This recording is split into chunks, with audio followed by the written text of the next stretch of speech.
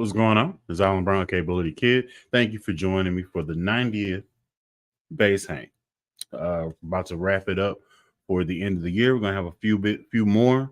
I don't know whether or not we're gonna be going out of town and whether or not I'm gonna be able to do it on Christmas.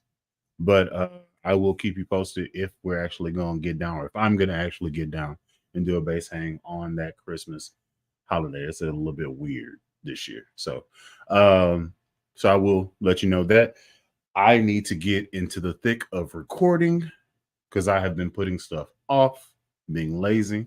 So if you see an explosion of videos popping up here and there, it's because I actually sat my butt down and started editing stuff. So it's fun making a video, not as much editing. So there's that. But anyway, I like to start most of my base hangs off with the same type of energy. Where are you watching this base hang from?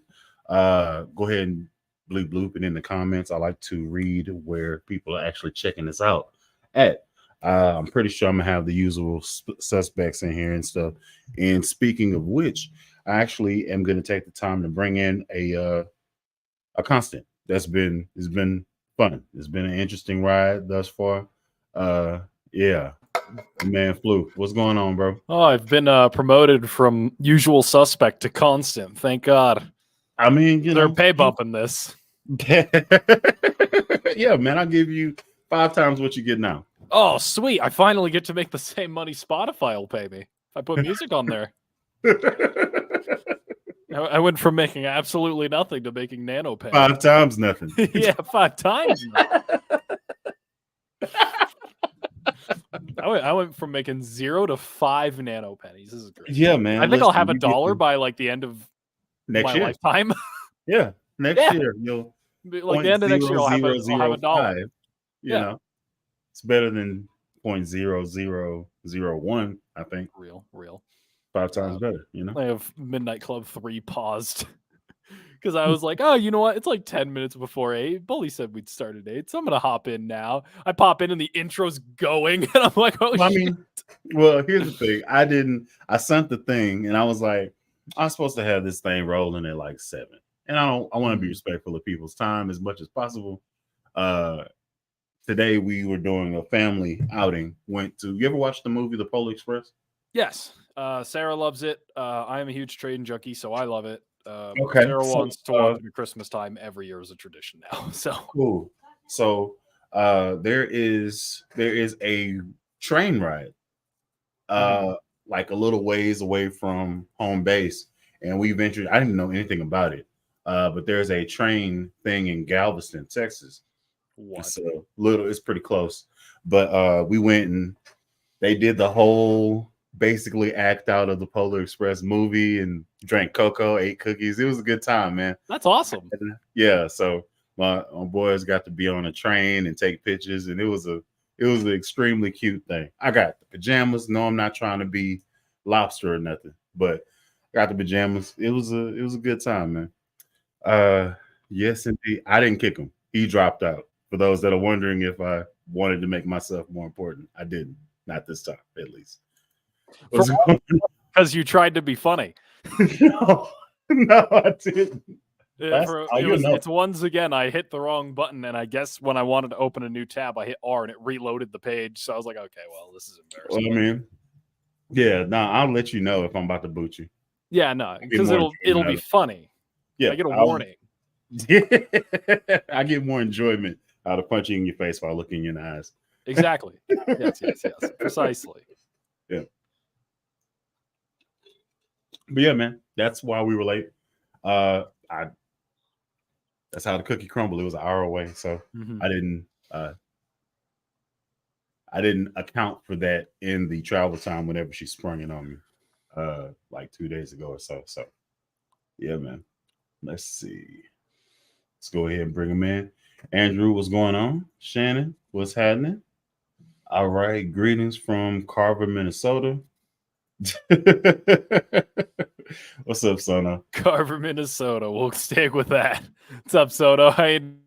Yeah, man. I've been lazy as well because burnout. Yeah, man. Shannon said, "What's up?" We got Ann Arbor.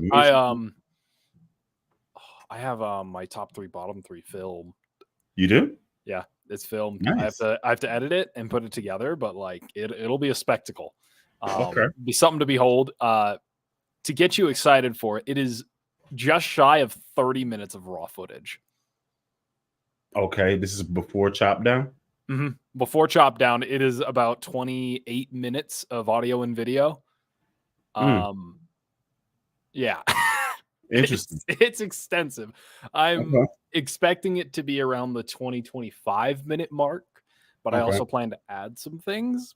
Those might add seconds. So overall, I'm aiming for this to be about like under 25 minutes. Okay. I'm not gonna be running that long. Mine's gonna be probably 10 to 12. Okay. 10 to 12, and I'm just kind of booking it through. You can do whatever you want to do on your. Oh, you'll see what I'm doing, boy. I've got something planned. I got something special for you. Oh God. Okay. Well, I dressed up for it too. It's a special occasion. It's the last video of the year on my channel. I'm gonna do that video, and after that, you'll probably see me again by the second week of the new year. I've decided like Christmas time to just the first week of January is break time. We don't do like unless I have real work, which I start on Wednesday. Nice. But Congratulations. But like outside of real work, I'm not gonna do anything, especially because the semester's over. I want to like take a deep breath from. You end up doing good, right? Yeah. I just have a couple of more like papers to write, and then I'm done. So if we do this next week, then I will be done, and I won't have to think about anything anymore. Done. I am done with everything up until today. I have 2 things due tomorrow, 1 thing due Wednesday, and 1 Thursday, and then I'm done. So that's nice. That is well. God dang, what do you want? You want that? I don't know what you want. But yeah, yeah, it's gonna be a special video though. It's I think having this be the last video of the year every year would be really fun. Fitting. It's very fitting. Okay. What type of sock is that on your microphone? It's a person on there. What is that? It's a Vans tube sock. It's got a little sun. He's got his thumbs up. Yeah, I was looking. I was like, is that a person? What is that? It's one that I couldn't find a matching pair to, and I wanted to buy. And by that, I mean I didn't want to buy a pop filter for my microphone because money. I don't have it. So I just put the sock on instead, and it seems to have worked well. I just cranked the gain a bit to compensate. Yeah, I didn't know the difference. And if you don't, I have a what is that called? A dead cat on my microphone. That kind of. Oh, you got a dead cat? That type of deal. So that's a messed up thing to call it, and I think that's the professional name for it. I don't know. Yep. Got VCC in here. What's going on? All right, got David Ross in here. What's going on, man? How you doing? Ooh, is that a store? Do I get to look at a storefront in my free time now? Is that a new one? Musical instruments, David Ross musical instrument. Okay. Oh, okay. What's happening? Appreciate you dropping in, saying what's up. Oh yeah, he does have a storefront. He sells some pedals. Hell yeah. It seems like VCC is an OG. I vote he joins the live stream. A girl wants to see the OG. I could dig it. That's dope. You still gotta hop on here too. At some point, you gotta hop on here too and say what's up. Let's see. RC, what's happening? Oh, let's see. Ooh, this is good. Ooh, okay. Let's come back to that. No bass amp. Okay, so $500. Okay. Let's say the amp is included at the gig. If the amp is included, this is gonna limit a lot of stuff. No. Like amp is at the gig. There's no bass amp in the budget. You just buy like whatever you buy. Just buy gear. Money. Yeah, you just buy the rest of it. Okay. We'll take cables out of the equation too, because that would be a little boring. So like the odd necessities that you would need, like power supplies for like a pedal if you choose that, or like cables. Okay. Too. All right. So let's hop into this. This is a great question, Andrew. I dig it. It's popped up on the channel a few times, or I've asked this question in a number of ways. But let's hop into it again to see if you have a different perspective than I do on it. And also, this fan is loud. Why did I not? Anyway, Let's see. You lost all your gear. God forbid. Knock on wood. You have a budget of $500 and you're playing a pro level gig. What do you buy? Okay. You want to go first, Austin? Or Floof? Sorry. I mean, you can call me that. My bad. I've given you permission to call me that, but outside of stream, I don't care. Oh shit, this is hard. This requires some thought. $500. So I would want. Obviously, I need a bass. I need an instrument first and foremost. It's usually plan A, and I would want like.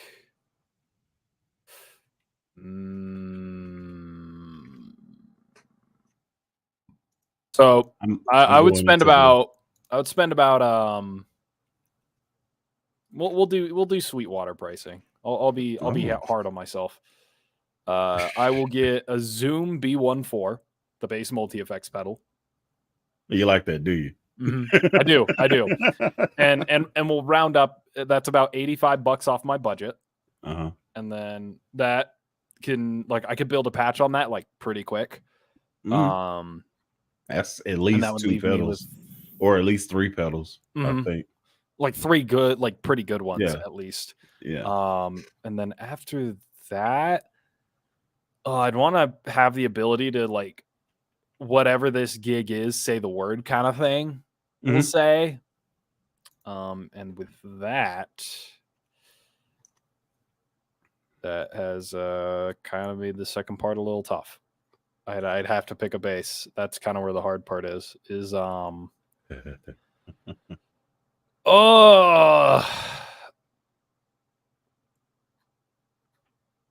While you cooking, I'm out here. I'm just come on, talk to me. You know what? I feel like we're gonna be around the same ideal. I feel like it's just gonna be different flavors of the same ice cream. Yes. Oh, that was good. I'm gonna have to use that again. Different flavors of the same ice cream, dude. Different flavors of the same ice cream. I dig that. That's a good way to say it. Yeah. Let's see.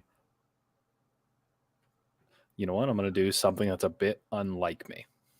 Oh, bit unlike me. Okay. I will take the Zoom B14 still, and then use the rest of my budget on a Sire V3P.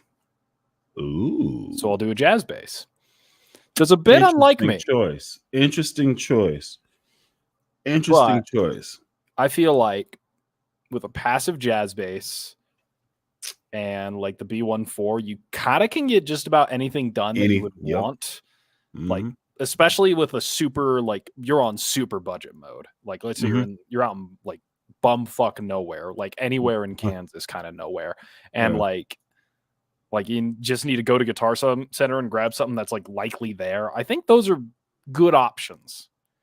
So I'd grab some affordable passive jazz bass in a Zoom B14. I think that would be what I'd do. But I'd pick the Sire because Sire's just good quality for the money, and I'm all about that life. It's kind of like it's a sleeper.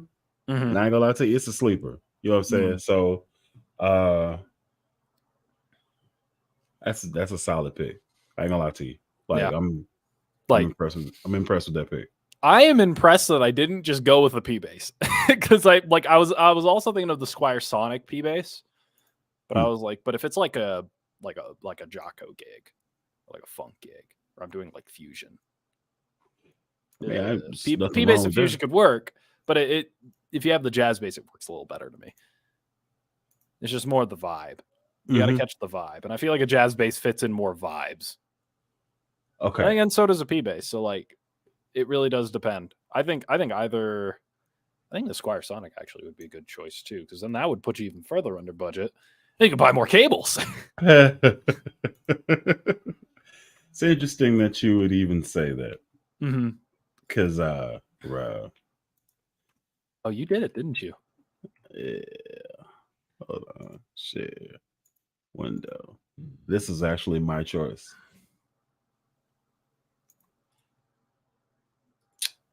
This is actually my choice. Comes in this flavor. Whew. Comes in this flavor. But I would grab this one. Yeah, I would grab that one too. For And $219. $220, you're well under half the budget. Mm-hmm. Use the rest of it on I don't know, accessories and such. That's one choice. I have another choice, and I've had it on the channel. I'm just trying to locate what it's called. Is it TW? I No. can't. I think I know what you're talking about. I don't like their website. Their website's not that good. I don't think it has everything on there. Yeah, I don't think it does either. Like even Yeah. the stuff that's there, yeah. But Classic series. Maybe I didn't go down far enough. Nope, it's not there. Okay, so let's just go into it like this. Tajima TJB5. There we go. Boom. And I'm a sucker for block inlays. So, ooh yeah, $389. Solid jazz. Yep. I'd get the That job would be done, yeah. Just right off top. But you came in with the Sire. And I think the Sire is like, I think the same price point as this Tajima. And it's also a good instrument. Yeah. Like it's solid. That's a very good choice. But you said you went with the Zoom, right? I think you can get a lot of mileage out of that little thing. Like I played my entire junior recital with that thing on one patch. It's the shit. Nice. So I would do that, and then I would probably grab a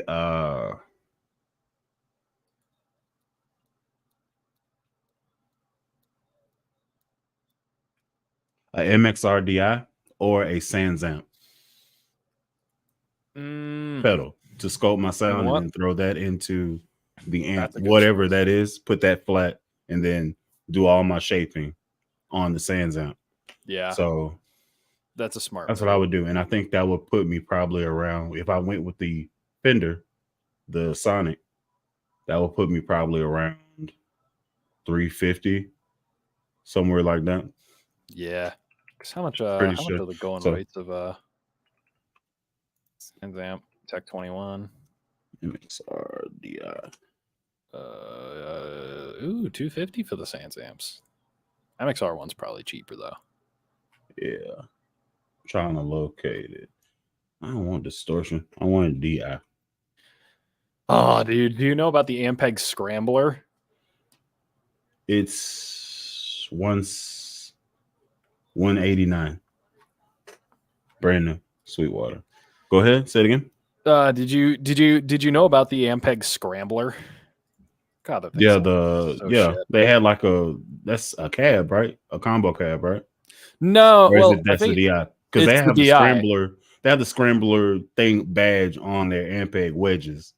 So I was thinking about the bass amp DI that I think was probably one. Do you like the sound? No, I'm probably about to step on some toes. Do you like the sound of an Ampeg amp? That depends. The cranked rock and roll overdrive Ampeg, no. But like a soft, like B15 sound, yes. I feel like when you're not trying to push it to get like a rock and roll sound, I think like an Ampeg B15, kind of like Motown-y, fat, low end pillow kind of thing. I think that's where Ampeg truly shines. But I do not like a cranked Ampeg, and I've cranked like a real one. So like the brick ones, and I had the opportunity to play on a SVT, complete SVT rig, like 810s and stuff like that, and it actually has a lot of presence, but it did Ampeg things to my sound, and I brought one speed, a 5-string, my Fender back there. I didn't have any type of tonal shaping to speak of, and it just Ampegged me. Oh, horrible. What a great sentence. Yeah, that didn't. Yeah, no. rewind. It did the Ampeg tonal thing to my sound. Yeah. Nah, and yeah, I did mine. I think mine was an SVT Classic, the Heritage one. It's one of the reissues from the 90s, and 610. And I didn't like it. When you cranked it all the way, I didn't like it. But like if you played it like medium, low to medium reason. gain, and like maybe a little bit of like a mid-range boost. Yeah. Like that thing that's where it really shines, because it gets like a really nice warm full low end, and it's a beautiful sound. But I asked the question to a friend who is a Galen Kruger stan, right? Like that's his jam. He don't mess with anything else. He don't want anything else. He ain't seeing anything else. He's completely married to this setup. Now, granted, it's a very nice setup. It's a 1001 RB played through 412s. Okay. So yeah. I dig it. It's a big old gal. It does its thing. He gets the pumping.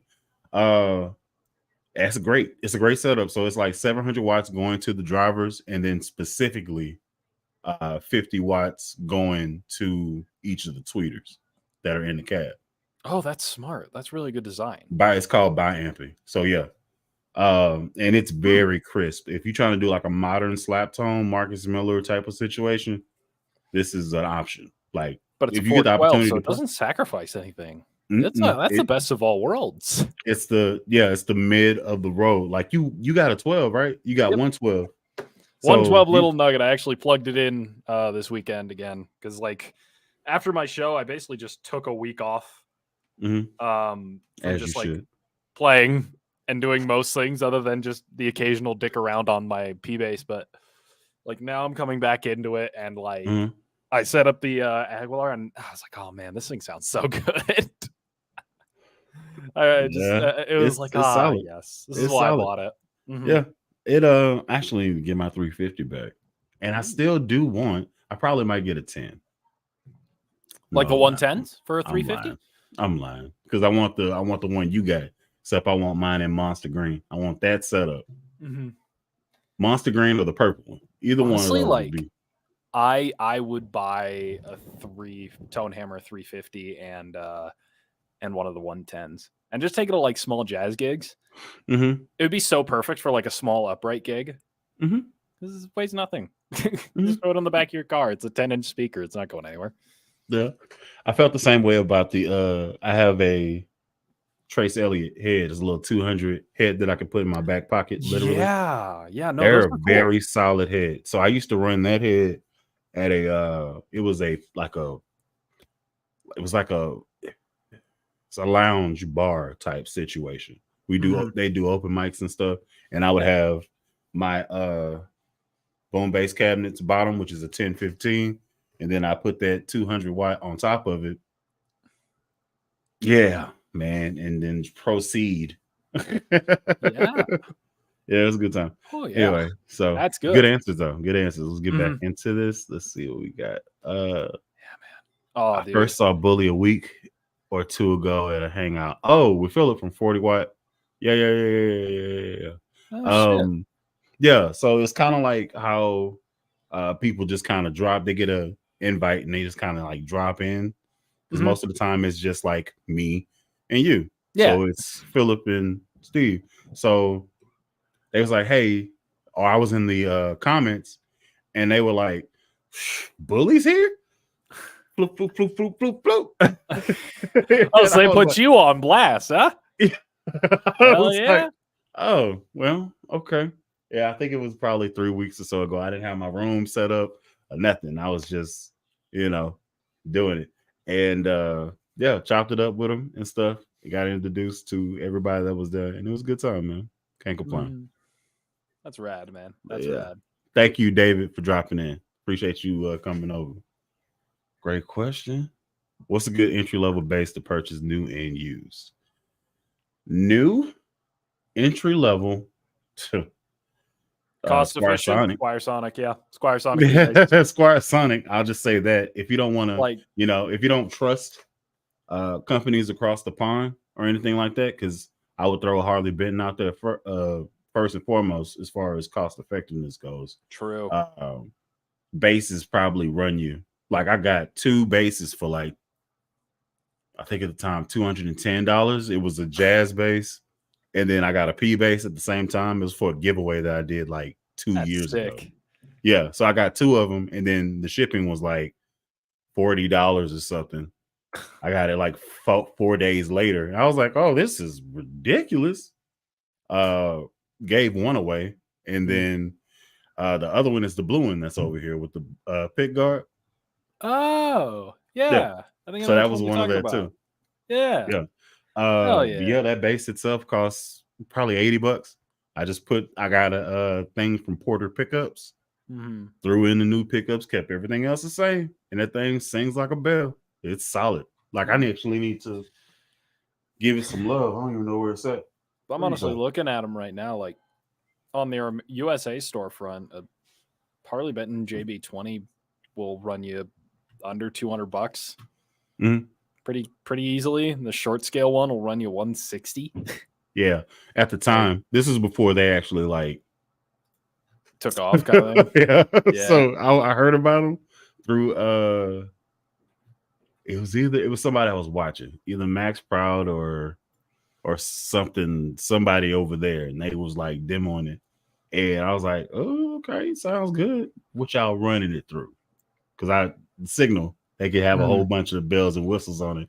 Yeah. And I looked at the thing, and it was just like this to a what was it? It was a Fender 100. Rumble and 100? then the DI out. Yeah. Well, Oh, shit. So that the signal that we were hearing was a mix of a microphone in front of the cab and the DI mixed together. So I was like, that's pretty good. I've wasted money on worse things, Real. Yeah. Let me just throw my head in the ring and see what's up. And I did, and I won. It was great. Hell yeah. Good time. Yeah. Let's see. Can you show the gear on the screen? I think I did. I think I did. When you were doing your thing. Okay, cool. Mine, so I didn't Yeah. want to bother for one tab for 20 seconds. Samuel, what's happening? Black inlays. Yeah, that's when I showed it. Okay. Block inlays are sick. I'm a big fan. Yeah.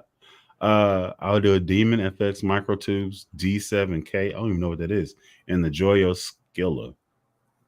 The bass got to be an SX bass. Admittedly, I've never played one. Interesting. So you going all in and you never played one. I mean, they are solid. About the same quality as Harley Benton, or back then, because I haven't had a SX bass like run it on the channel in probably 4 years. But besides Thunder and I guess technically Frenchie, the pink one I have. Both of those that I have kind of broken down, so I don't have any space anymore. So let's see. If I'm over budget, I swap the pedals with a Sonic Cake Boom app. Well, as long as you don't use the compressor, you're probably fine. That compressor still gives me nightmares. I don't really use compressors anyway. I do too many I do a light compression percussive movements. I do too many percussive movements, so it kind of just it makes things strange. Yeah. I miss when Aguilar cabs were pink and seafoam green. Me too, buddy. Me too. Yeah. They got a new run of colors though coming out, I think, for 2024. So I'm excited about that. Yes, sir. Bully, I need a 5-string jazz bass pickup replacement, no solder. What do you recommend? Answer this? Go for it. EMG. Yep. Yep.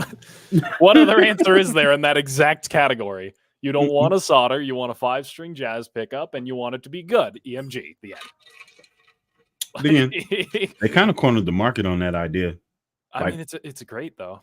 A whole solderless system. That's what they doing. Like plug and play. Now you got to pay attention when you're plugging and playing, but it's relatively simple if you can just take your time with it and use the right wires at the right spot. It's like Legos. You just got to follow the instructions, and you'll have a little house. Yeah. Most people don't read instructions. Usually, I just kind of I'm an engineer. Let me figure this out real quick. Hold on, give me a second. So, with this particular thing, it busted me in the face twice on camera. I bet. Yeah. Nah, like reading instructions is mighty fine. Like big fan of instruction reading. Yeah, Especially if it's for something that I either don't understand or like could understand but don't understand 100%. Yeah. Drop your ego when you're trying to do something like this. Yeah, it really is that. It's that really word is. for that situation. It's very much so. I'm not an idiot. I get down with this. Just give me a second. Hold my beer. Yeah, hold my beer. All things go well when you say that. I mean, sometimes you got to send it, brother. Yeah, dude. All right, you want to catch up a little bit more on chat? I got a big story from you this week. Something big happened in my life that all right. I'm thinking about what I want to do about it. Mm-hmm. But if you have followed my channel, you would know two things. One, I owned a Rickenbacker 4003S in Fireglow, which if you don't know what Fireglow is, it's basically Cherry Sunburst, but like Rickenbacker knees. And when I sold it, I played Limelight because I was like a big, I'm just a huge Rush junkie. But that bass I've regretted selling ever since. But I sold it to pay off my debt to David Taylor Guitars because by the time that I was in on that, I was in too deep and I couldn't get all the money back. And I thought with the job that I had at the time, I would be able to pay it off, blah, blah, blah, blah, blah, details. Didn't work out the way I wanted it to, so I had to go. So I chose the Rick. That Rick got me through my first year of music school and has meant kind of a lot to me. So when I sold it, I put my contact info in it and basically wrote a letter saying like, hey, if you ever plan to sell this, contact me. Well, yesterday, the guy who bought it off of the guy I sold it to, because the guy I sold it to had a storefront in New York, and the guy who bought it off of that guy in New York, and he just bought it. Okay. And he went, hey, is this a 4001 or a 3S? And I was like, oh, it's a 4003S, but how the fuck did you get my number? And then it hit me what I did. You left your information and in the case. So did you have it hidden? It was in like one of the booklets, I think, because I wanted it to be like if you wanted to look for it, you would have to look for it. Because if it was just laid on top, they would have taken it out. Yeah. I think I buried it in something because it was supposed to have a zero mod with it, which is why he wanted that information. He wanted to see if he could put a zero mod on it and what model it was. And I said it was from April of 2021.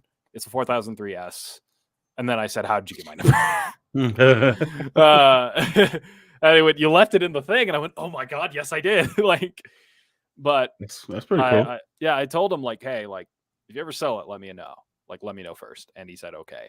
And what I'm thinking about doing and what might be like really far-fetched for a channel of my size and kind of stupid is I was thinking of like starting a GoFundMe to fund my Rickenbacker, get back my Rickenbacker. I think it's a little like far-fetched and out there, but I think like, with this new job I have, unfortunately, just due to the fact that I suffered from haha funny job loss, I got into a little bit of like debt from other things.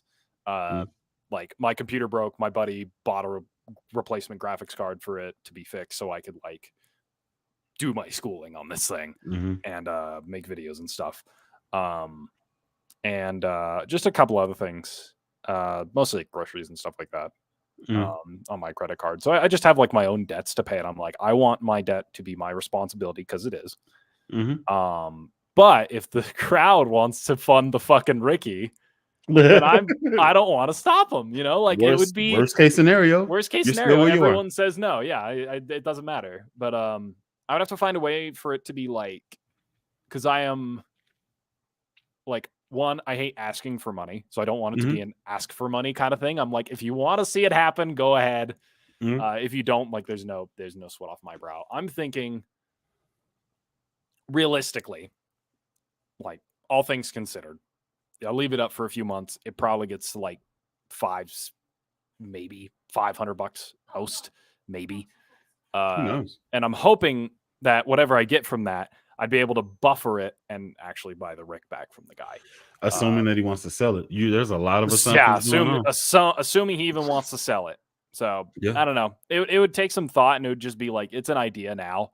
But it's nothing crazy yet. But just the fact that I found the dude, or the dude found me. Dude found you. Yeah, that who has my Ricky, and I'm like, man, I am on the verge of doing just about anything to get it back.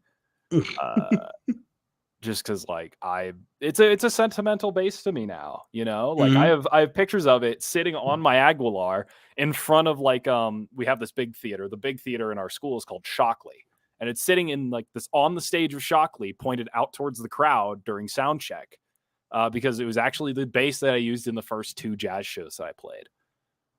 So it's a very important bass in my life, because without that bass, I'm not a music student. I mean, yeah, respect. So at some point, hopefully, he might be willing to sell it. Honestly, I want to talk to him and be like, yo, like, assuming I had the money today, name your price. It's a dangerous game. Usually, it is a dangerous game, but also like, you know, I don't want to waste his time. I at the very least want to pay off the bill that he paid to get my Rick, so that way he can go buy another one. Like, like I don't want to offer him what I sold it for, because honestly, I sold mine a bit cheap, but that's because I thought there was issues on it that actually weren't. Well, good luck on it. I dig it. Yeah, I'd have to think about it. If it happens, then like, you know, it's an absolute no quarrels thing. So yeah, for sure. All right.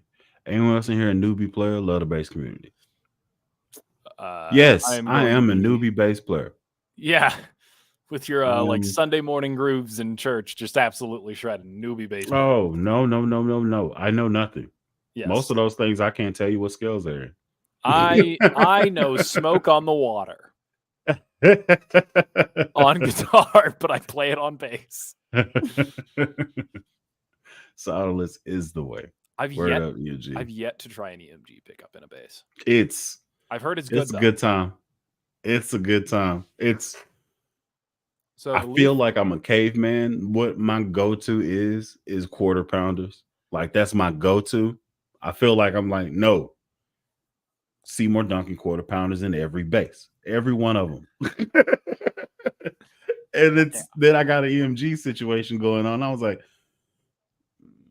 and let me tell you who broke me. Lobster. Yeah. Lobster broke me. I knew it would be them. Yeah. He was like, "Hey man, you wanna send me your M2?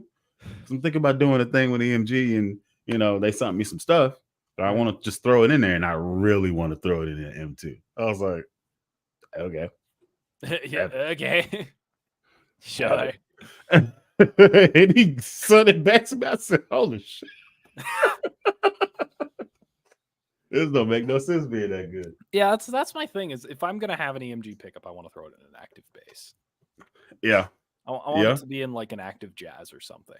I would do it in an. I'd make a P bass active. Like that's what I would do. But I mean, yeah. I mean, you got the holes for it. You can get it in any configuration you want to. So they have it to where it's like stacked knobs, so you can do like volume, mid, treble, bass, and then still keep your same 3-jack set or a 3-hole setup. The only problem would be the battery location. Then you have to drill out the battery, throw the wire through there, boom. Yeah, you'd probably have to perform some miracles. Nah, it's not that bad. Just to like, nah. I did it for Frenchie. Just you'd have to get like a Dremel. You'd have to stencil out, like mark your spot, because there's an overhang in the battery compartment.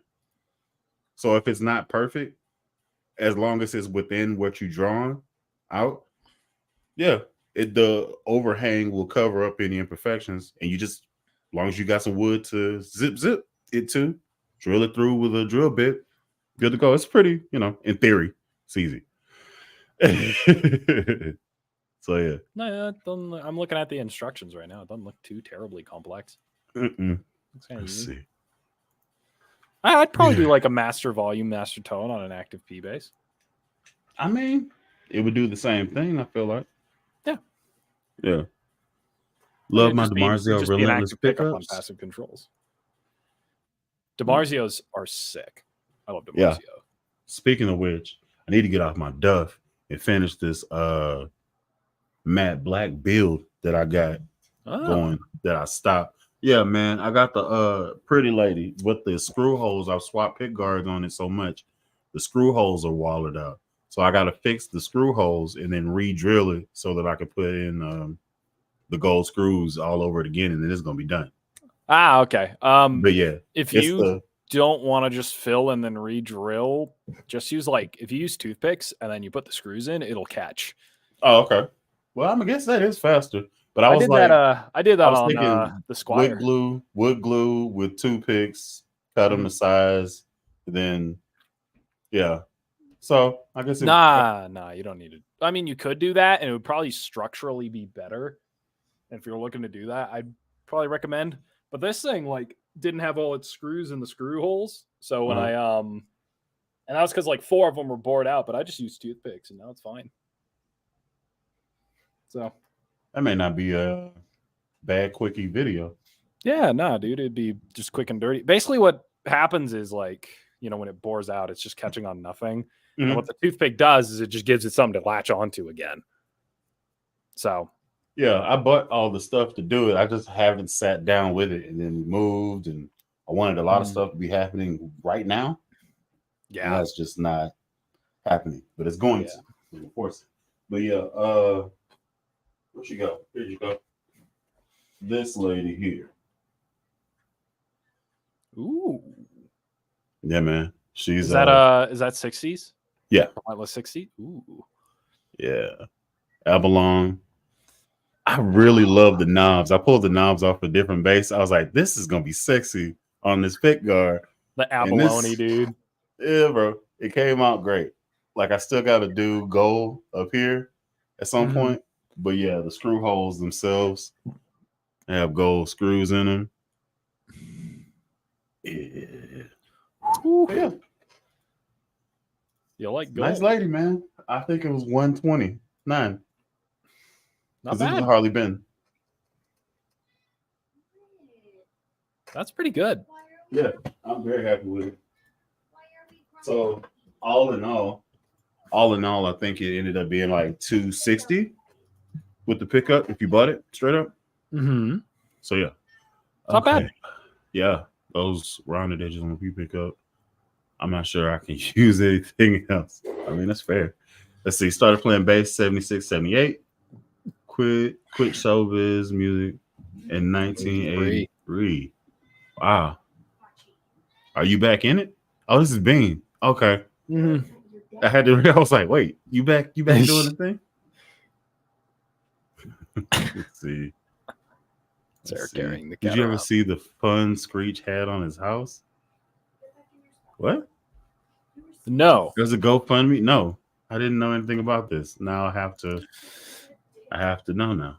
Let's see. What's his real name? Dustin Diamond GoFundMe page. Is it still active? I paid $15 to save Screech's house. Jesus. Oh man. Who is this? Who? Screech? Yeah. You never watched Saved by the Bell? Oh, I've seen a couple episodes. I was just out of that age range. Mm-hmm. When that show was fading out, that's when I started watching TV. Yeah, it's pretty much a 90s type of deal. There was a period of time where it was all hey, we got to be at the house at 7:00 on Fridays because it's about to be banger after banger. Yeah, dude. Yeah, Full House, Step by Step, that type of deal. It was family sitcoms and stuff. It was a good time to be a kid. Let's see. No, I didn't see that. Bully Your Ear Training is so amazing. I don't think I'll get there, but I'm okay with it. It's repetition. It's only practice. I don't think I'm that good because there's some stuff that I don't know. If it doesn't fit into the regular 1, 2, 3, 4, 5, 6, 7, you start doing weird minors. Somebody tells you to go into an A altered scale, you are boned. Oh, look, if you run it if you run it twice, I'll snack on, like I'll latch onto it. But if you run it once and then go back to the original, what the hell just happened? I'm pedaling the root note that whole time until I get to something I know. I can fake it till I make it pretty well. Let's see. I've seen active MG in a P base with a battery on the pick guard. Yeah, but that's a pain swapping it out. That's the reason why you don't see it very often. But that's a lazy man's way to get it done. So I ain't stunned it. If I do it, I split the pick guard. I cut the pick guard and add some screw holes. You're messing up stuff, though, man. Yeah, you know, that's okay. Yeah, you gotta. Yeah. What's life without a little sacrilege? Oh man, so life without sacrilege is what the hell it is. Let's see. MGs is one of my P's. One volume, one VTC. Oh, volume tone control. Simple, and I love it. Okay. One volume and then one like expression. But I play with a bass like that. I play in the offbeats guitars bass with that as a thing. So it was like volume, tone, EXB type of deal. Okay. Gross. Disgusting. Yeah, it was. Oh man, listen. When and if I'm speaking it into existence, when and if they do this and they send me this 5-string, oh my God. I'm excited. Did you see their Instagram? They're working on a new neck plate. It's just gonna be. It looks nice. Like, yeah, I think it looks great. The symbol in there, and it has the groove for it to be contoured. Yeah, I think it's a good change. Yeah. Let's see. The pups are active. Yes, absolutely. Hawaii. I think this is the first. Aloha. My roommate last year was from Hawaii. Dope. Okay.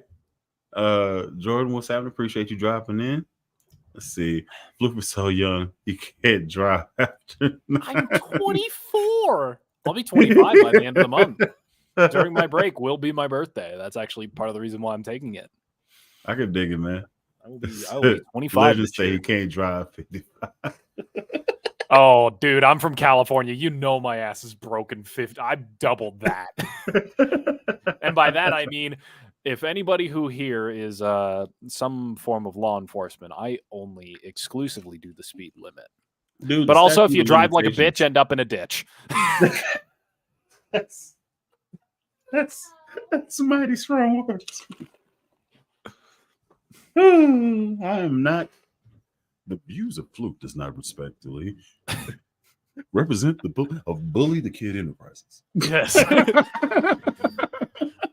I try to be professional. Floof's incredible driving skill does not influence Bully's LLC. Absolutely not. Also, don't have one. So follow your own discretion. Your discretion is advised. Is advised. Bad boys, what you want?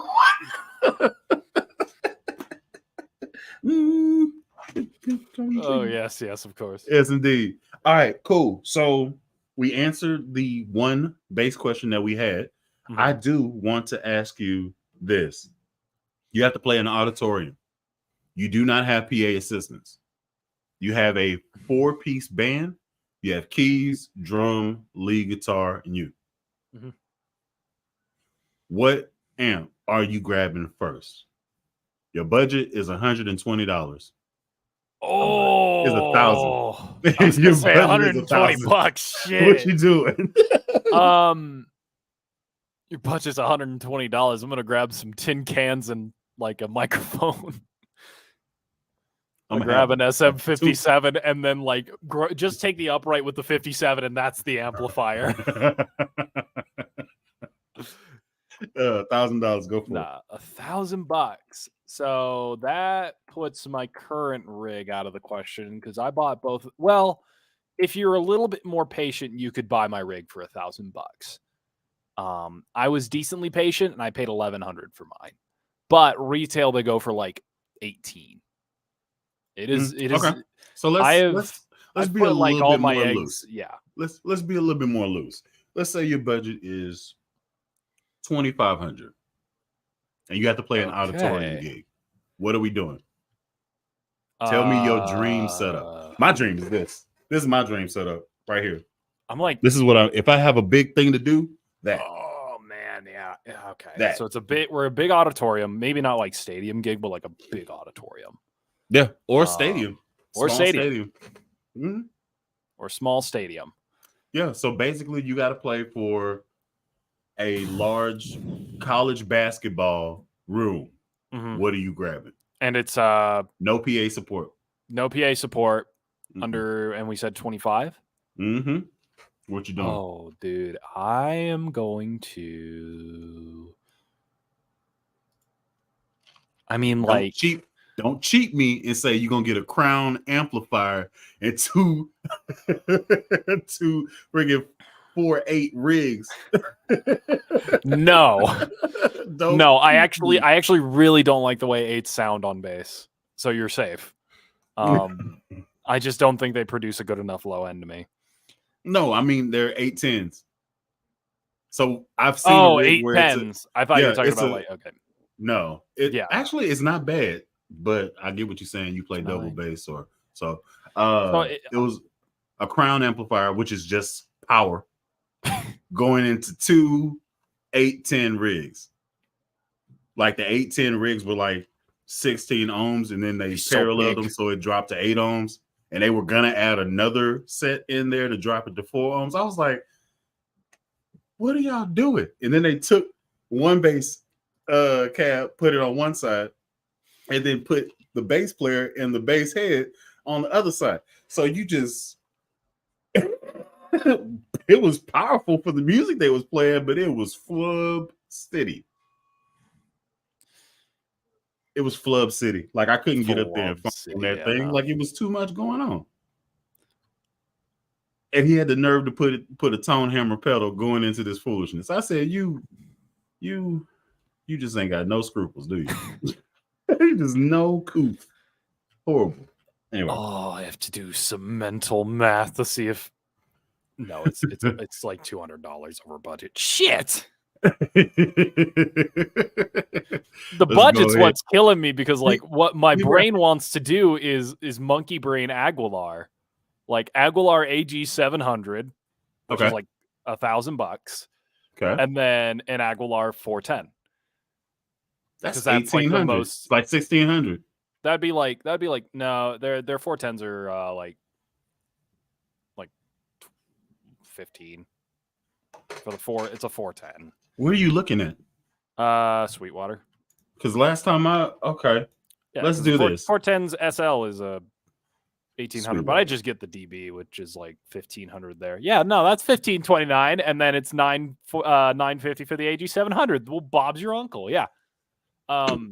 Because to me, like, who's Bob? Nobody. I have no uncle named Bob. Here's the thing, man, is because I double. I have to make my amp choice open about that doubling. I've tried Mark basses, GKs. Nope. You don't like GKs? I'm neutral on them. I'm not huge on them. I think they got a bit more of like a scoop tone. I've tried Ashdowns.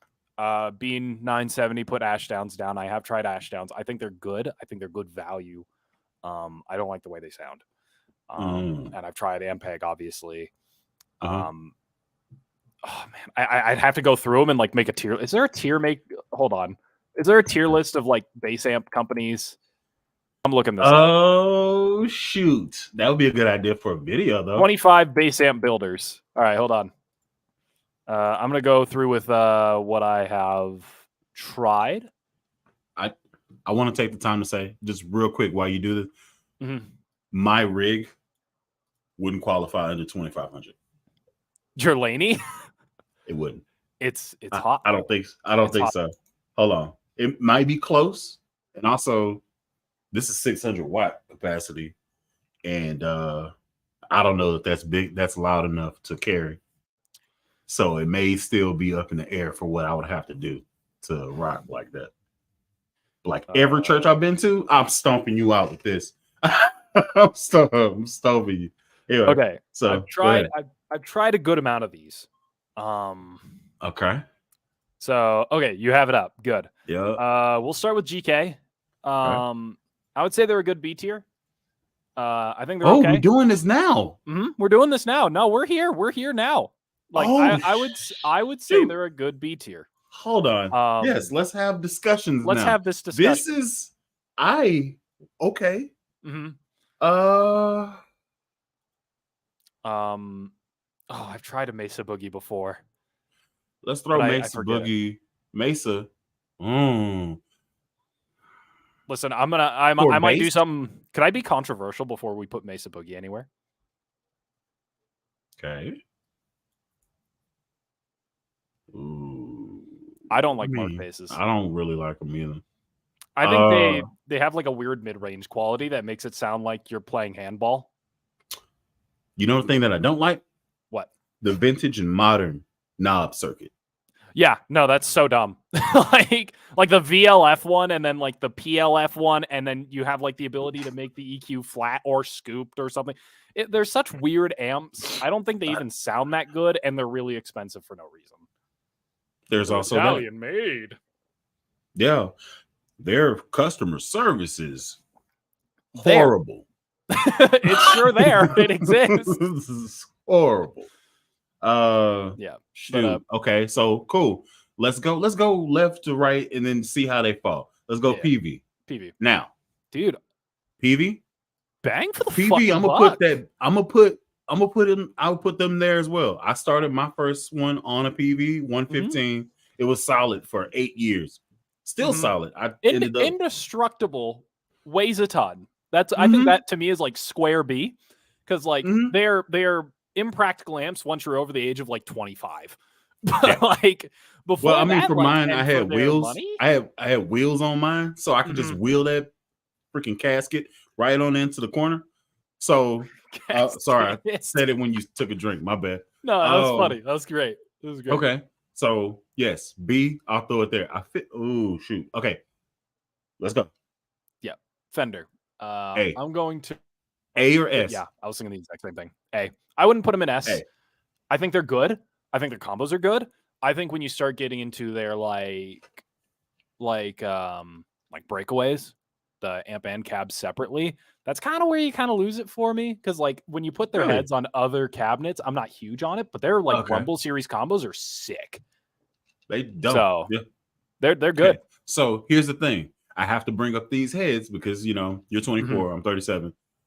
I've had time to play a little bit more equipment, I feel like. Fair. Now you're gonna get me because you're gonna work in a store that you can exclusively just mess with stuff. So you're gonna get me quick, but the Bassman head, I think it's good, but not enough to put it in S. Okay. I think it's good. I think it's a great head.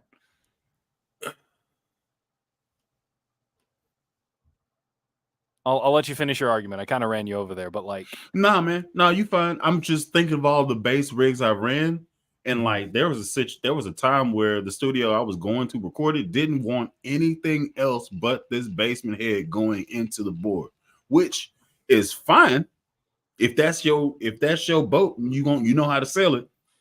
Ride that hoe into the sunset. That's fine, but I spent so much time with it, dialing it in, loving on it. I was like. Oh, that girl. Oh no, I think they're great. I think they're great heads. I think and you're talking about the tube ones, right? Yeah. I think those are fantastic. And then there's tube smell. Oh. Yeah, no, I think that's fantastic. But I just don't think it's enough to push it into S, because I think like from a lot of what I've tried is Fender solid state. I've had like maybe one opportunity to play Fender Bassman. And out of their solid state, I think it's like it's okay. I think the combo amps are really good though. Yeah, I agree with everything you said. I was torn between S and A. I said what my gut said first, and I'm glad you agree. Cool. I was pretty square on A. I was just going to put him there and see what you thought, but like I'm glad we're on pretty much the same page here. All right, got the next one. Ampeg. Do you want to do it?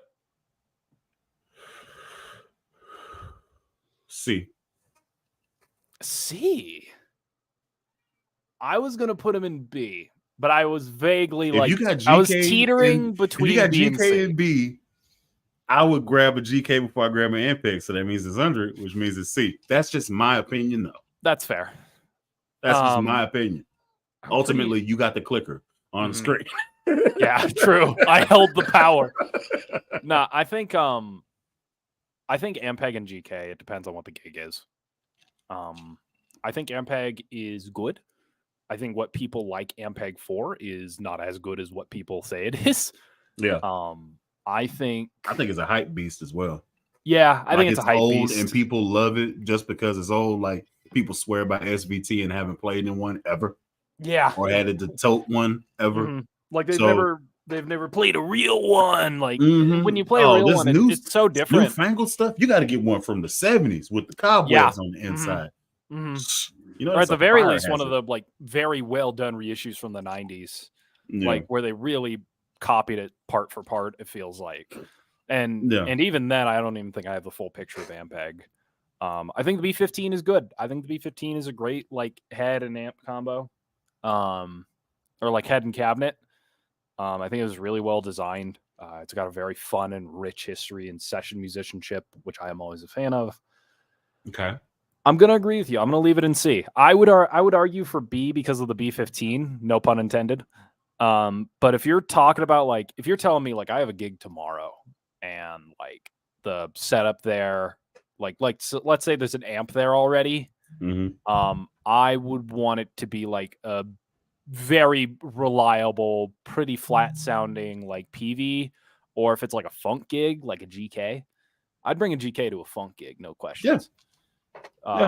Before I'd like to see an Ampeg there, because like Ampeg's thing that they're good at, they're really good at. They're really good at. I'll but give you that. Like they have combo amps that are just dog. Like I've tried a couple of. We have a 210 at my school that's a combo amp. It weighs a bajillion pounds, and it doesn't sound that good.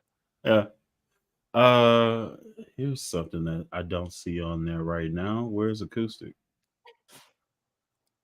Oh, you're so right. Where is acoustic? Well, it should be here. Okay. Anyway, keep it pushing. Ashdown. Okay. I've only played in one, and that's on a NAMM show video where I was playing at the Reverend booth. I didn't show you the very beginning of it, or maybe it been in like the bloopers, but I couldn't figure out how to freaking turn off the mute button on this doggone thing. So I was ready to throw it across the goddamn room. So the sound was thick, punchy. It kind of had the same vibe as a Ampeg. So I would put it at C. Now you say your thing. I was going to put it at B. I think they do a very good thing at a very good price. What specifically are you talking about? What did you play?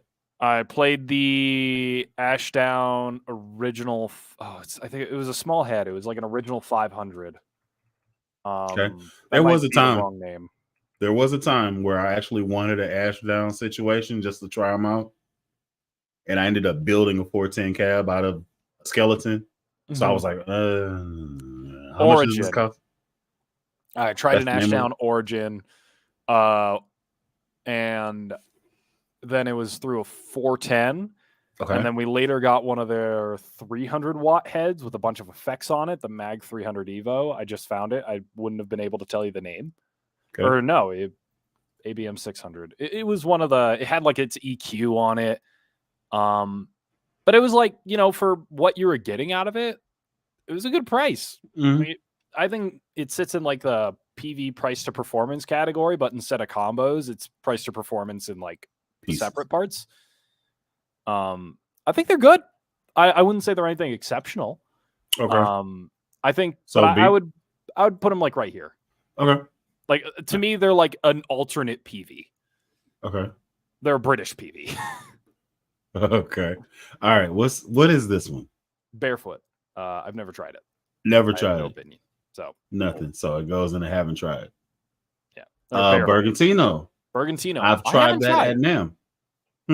Take the floor. I haven't tried a Bergantino yet. Okay, so I played this at NAMM, and it's in my Devon pink sparkle bass video. Now, granted, this is the chaos of NAMM, right?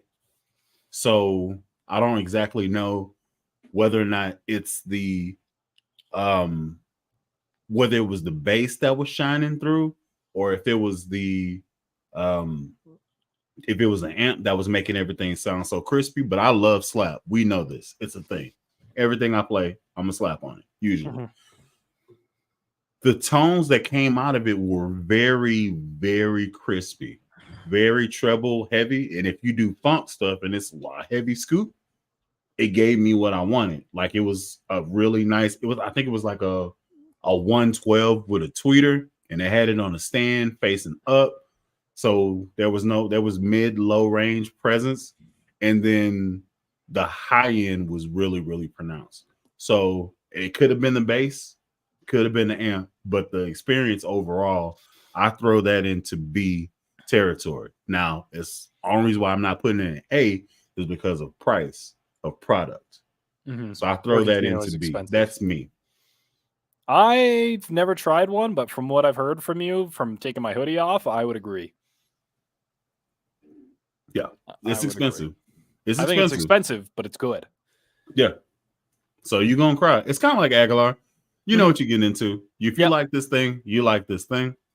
And that's just what it is. So go ahead. What's the next one? The next one's Dark Glass. I'm going to place this one. Discuss. I've never played one. Oh, okay. I've never played one. So I have nothing. I have no dog in this fight. Here's the thing. If you play metal, this is like the greatest thing since sliced bread. Instant S tier. Oh, I think if you play any other genre, yeah, it's kind of just like, it's cool. It does a really cool thing, and what it's good at, it's really good at. It's made for the. Is it made for the prog player? It's made for the prog player in you. Yes, it's made for like heavy metal, just really heavy, like really sharp cutting distortion. Man, which now is that I'm here, cool sound. I just don't like it. I feel like Dark Glass and why am I blanking on this company? I actually want one. Dark Glass and Dingwall are a freaking handshake together. Yes. Like, yes. Yeah. So, I think, okay. So what are we doing here? Hold on. I'm on Sweetwater as we speak. So I'm let's take off Laney here. And we're looking at 212s for 1,200, 410s for 1,789. 410 for 1,789. That's Aguilar money. Yeah, base cabinet with cover. Okay, so without the cover is 1,500. 112 is 809. That's actually not bad. 500 watt, 8 on. That's about. That's kind of similar to Aguilar too. Yeah, and then 210s that kind of professional money. Yeah, 210s is 1,040. 500 watt, 8 on. Okay, all right. But a $300 freaking cover, y'all like yourself a lot. Sheesh. Okay. Let's duplicate this. Let's check the amp side of the game. This is a fun situation, man, because I don't really know anything about this, and I didn't think about it until you brought it up. To me, Dark Glass has a very it's in the name, glass. A very glassy kind of sharp top end, and that's where it loses me. I think when you get the distortion rolling, it comes alive, and it really you see the full potential of it. But as a cleaner amp, I'm not a huge fan. Okay, so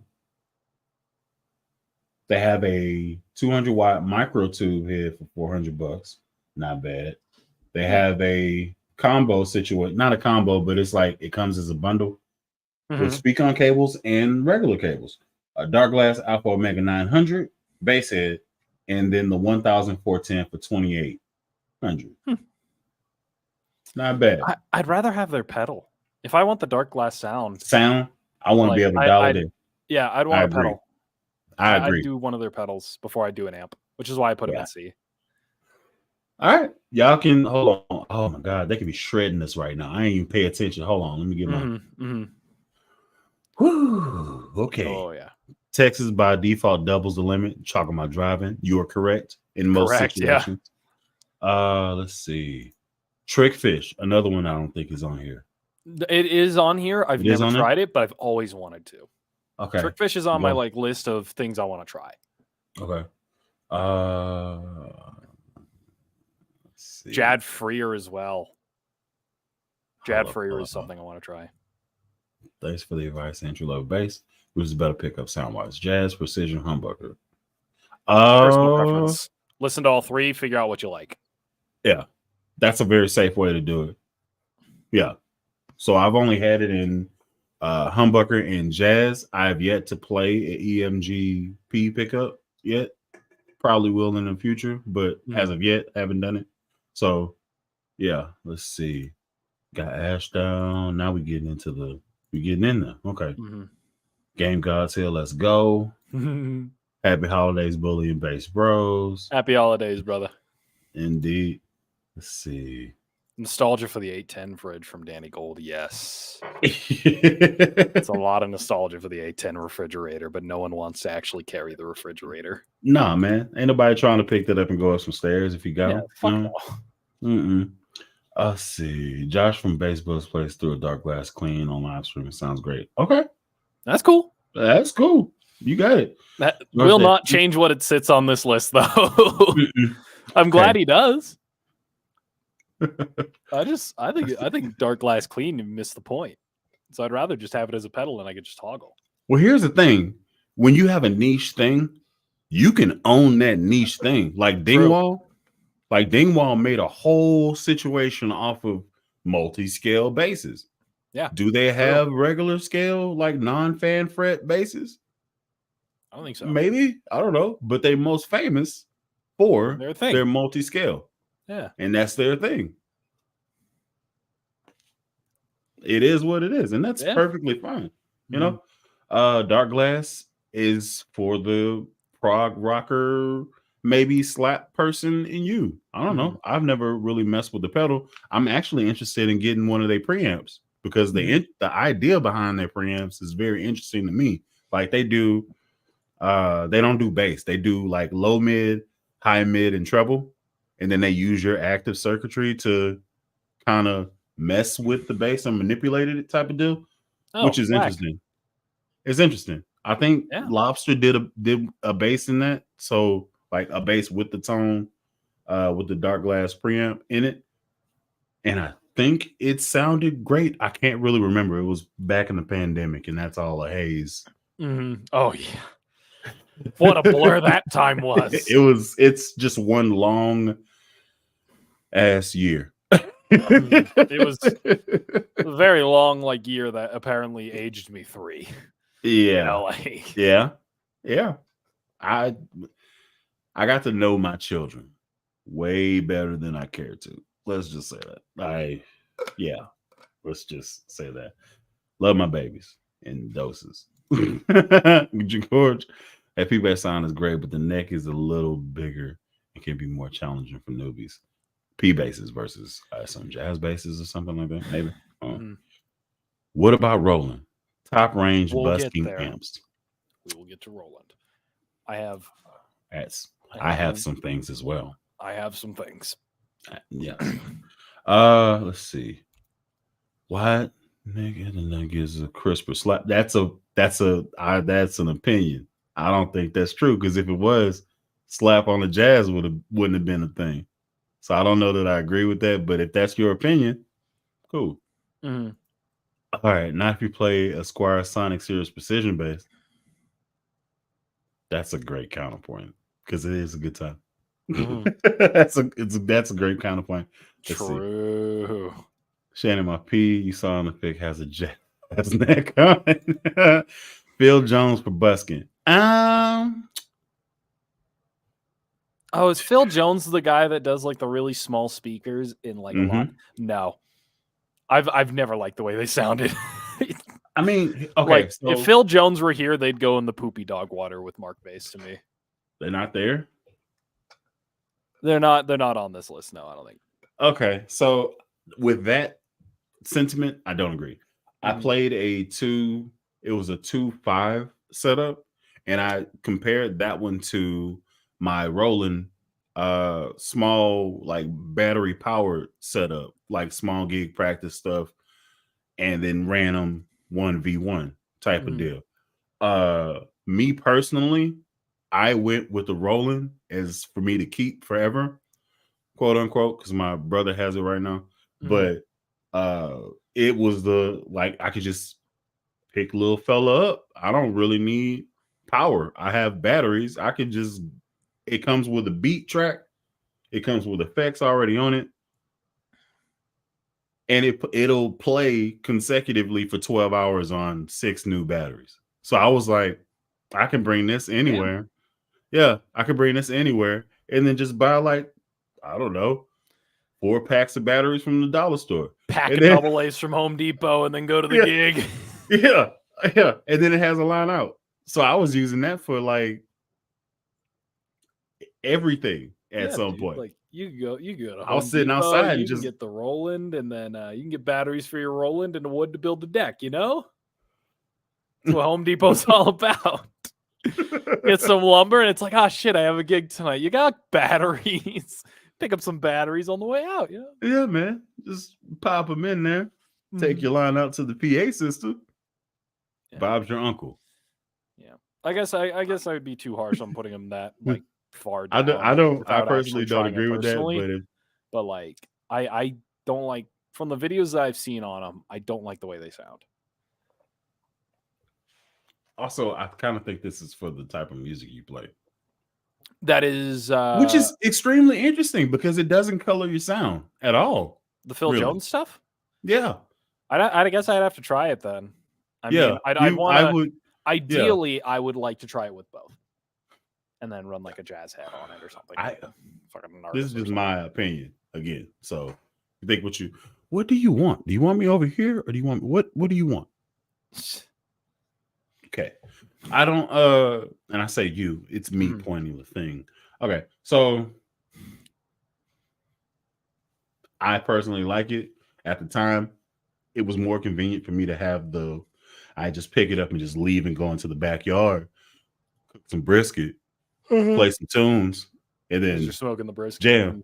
Yeah, just be outside, drinking a beer, playing what's on the radio or playing what's on my Spotify list, because I have that plugged in to the amp, MP3, running the song through the amp, and I'm playing to it type of deal. Or I'm recording a video outside, because I did that before. So saying what's up to the mailman as he walks up and gives me bills. I was like, okay, cool. Bop. Appreciate you.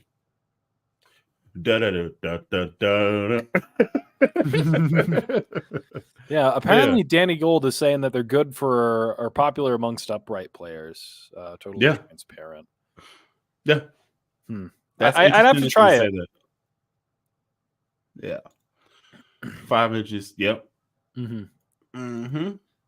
Yeah, for the type of stuff that like it can do, it's really interesting that it produces the sound it does. So don't stop it. Buy another face. This one won't hit your pockets too hard. It's only $220. So that is true. That is true. If you're gonna buy a Squier Sonic, buy the California blue one or go to your local Guitar Center. They have them in surf green, and it's quite a good one. Yeah. Surf green with the maple board. That's the one I'm going to buy. I got the lime joint and lime with the fret with the rosewood. So that's he's Bob, and that's my uncle. How do I use that for? Bob's your uncle. I don't even know what it means, but it's funny. So yeah. Let's see. I run the Phil Jones off rechargeable drill batteries.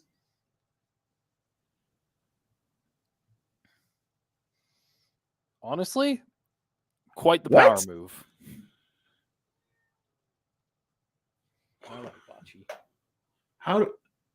Is that safe? I don't know if that's safe or not. Is that safe? He yells at me because he wants attention. I was going to say something. I was like, don't do that in public. Sorry. Let's see. Was going to buy a Roland. they at that time never had a backing track mode. So I got a QT. Oh, they didn't have like an aux input. Yeah, I think it's Maybe that's what you're saying. Okay. Well, I bought my Rolling Cube probably, I think that was 2018, maybe 19 when that video popped out. So I've had it since then. I currently don't have it. My brother again has it because he has a bass and he needs stuff to play through. So so let's see. That's Surfer Green. I've been playing on a 23 inch and 28 scale so long. Have you That skill feel huge? Maybe. Have you played through an Eden before? Yes. You have. Thoughts? Yes. Eden it's kind of one of those GK companies. If you like the thing they do to your sound, or Aguilar company, like they're all like it's a thing they do to the sound of your bass. If you like it, you like it. Like I had a Eden 8 practice speaker. I had it. I ended up trading it in to buy a bass or something, but I liked it. It cost $99. Very solid practice speaker. Has a tweeter that doesn't stop. It hisses like a cat. No pun intended. And that right, Bachi. But as far as slap tone and clarity, it was phenomenal. Also, the first time I even played at Eden, it was at church, and it was a 410, and it had like a world tour head on it, the one with all the colors and stuff. And it was stomping in the corner. Like you can hear Buddy down the street outside the church. So I was like, who is on this bass getting down? It was just bass and drums. That's the only sounds that was coming out of there. They had a keyboard player, organist, a lead guitar player. They didn't matter. Washed. Get the hell out of here. God is moving on the low end side. So the Lord knows best. So I'm outside and I'm grooving because like there was an entrance to the church. I'm gonna give you a fat kid story. You ready? There was an entrance to the church on the front, and then that sidewalk wrapped around, and it goes up some stairs around the back way, and you can get to the musician's pit from the side. So you go up, walk up the stairs, and then you hit that left, and then boom, you right there at the drums and the bass is right there as soon as you walk in. Okay. Choir stand is tucked back. If you close the door and you go straight back cafeteria. So I came in, seeing who was playing the bass, stomping. He's sitting there swinging his feet, happy as hell, or happy as heaven. Happy as the good Lord intended. Yeah. So he's getting down, getting nasty for God. That's a very interesting sentence. That's an and then sentence. I closed the door and I went to the back because they had pecan and lemon pies. I'm trying to dabble and see how much they cost. I'm also 8 years old, so I know there's food. I smell it. I walk around the back. You walked out of the car at the church building and went pie. Yeah. You know what? You did the Looney Tunes thing where you floated and it's like you followed the trace of the smell up the stairs. Yeah, that's pretty much what I did. I kind of walk with my eyes closed a little bit, then peep my head around the corner. I smell sweet potato pie. You, big lady with the flappy arms. Where's this food going on? I said 8. I was 18. Yeah. Anyway, so yeah. Boy. Yeah, bro. Okay. That was a fat kid story. So where are you putting Eden though after all that? Huh? Where are you putting Eden? Yeah, we were talking about Eden. Originally talking about. Sorry, I had a fat kid story. I'm throwing Eden in the A. Woo! It's a pivotal memory for me, so I'm going A. Yeah. Okay. Yeah. I also got to play on that. Against my experience with Eden is Rocksmith 2014.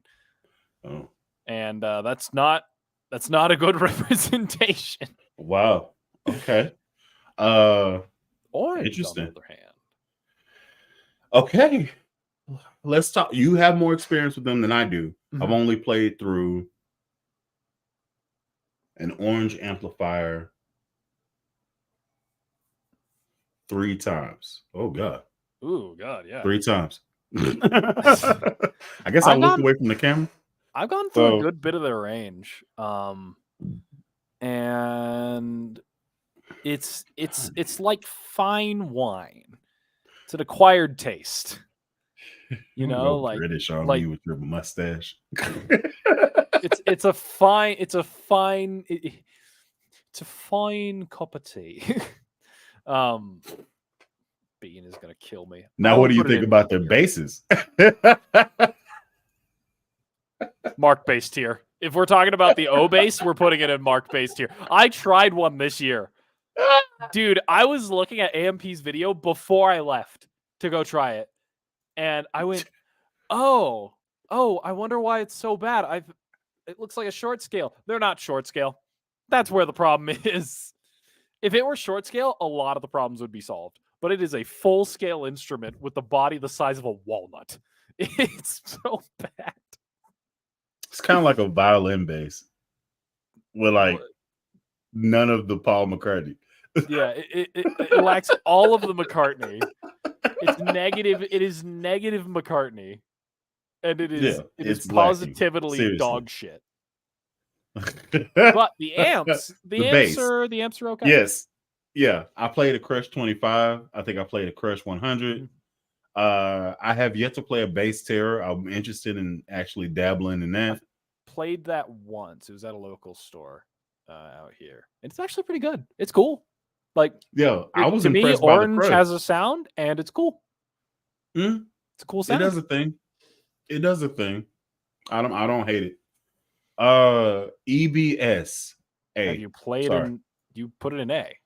A. You don't like it? I haven't tried it before. EBS. A. I had a Raymar 750. I will take your word for it. Your word is as good as gold. Okay, so I had a series of videos that I made, and I'm basically sitting in the corner. There's a drummer to my left, destroying my left eardrum, and I'm sitting on top of my 410 with a Raymar 750, and I am Stone Cold Steve Austin stomping the shit. I'm owning the church. You think this praise break is over? No, the hell it's not. Get to running.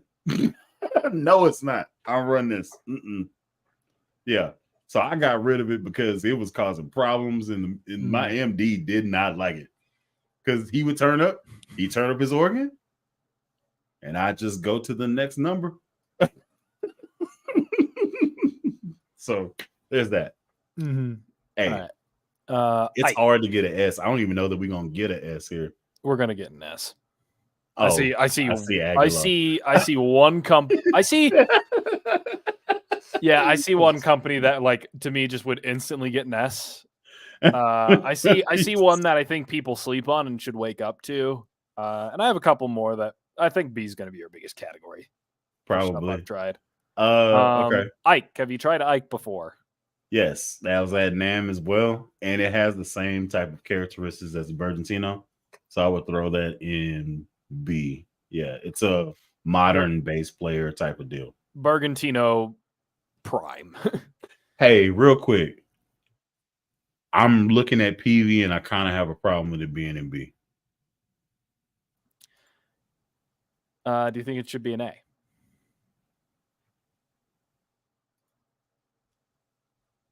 I think no. I think I was gonna say I think PV's like bang for the buck, like pretty legendary. Yeah, that's what we said, stuff. right? And I keep looking at that lineup though. I'm like, I agree with everything that's went through here. Put PV in the back. Put Ash down where GK is. And then put Ike behind PV. Wait, is that how we lining this up? Like, how are we lining this up? Like, is it left to right? So left would be closer to A, we'll say. Yes. So the further left it is, the closer it is to A. Okay. And if Okay, that's so the let's case, I go. would do this Okay. and Put stop. Bergantino behind PV. I Yes. feel like the reason why these two are here is because of not enough research. Yes. There's not enough data here. Do These you we think have a that good amount of data Ashdown? for. Do you think Ashdown is better than PV in this lineup? I think they're about the same. I think if you flipped them, it doesn't matter to me. Okay.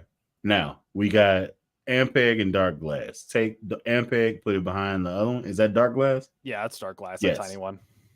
And I Okay. agree. Now, if we're talking about this one. Okay. Ooh, I do kind of like that. You put an EBS before Eden? No, I played haven't it? tried them. I haven't tried them. I'm Okay, running cool. this on No, you. I leave just it think there. Fender's at the top here because I think Yeah, if any of these that three there. breach S, it's Fender. Okay. Gens I Benz, have think you you're played? correct. B is going to be the big one. Yeah, B's going to be the. Yeah. just- Okay, go ahead. Gens Benz. Have you played a Gens Benz? You haven't played one? No. Okay. I'm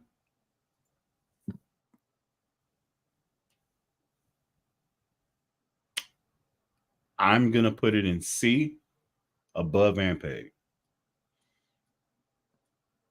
Okay. And that reason why is it doesn't sound bad. It does. It's like, okay, let's put it in words outside of music. So you know how there's like Cheerios, Frosted Flakes, Fruit Loops, Yeah, the big name cereal companies. There's a knockoff like bag cereal equivalent of those things. Yes. To me, that's kind of what Gens Benz is to GK. It's the great value Oh, GK okay. with the premium price.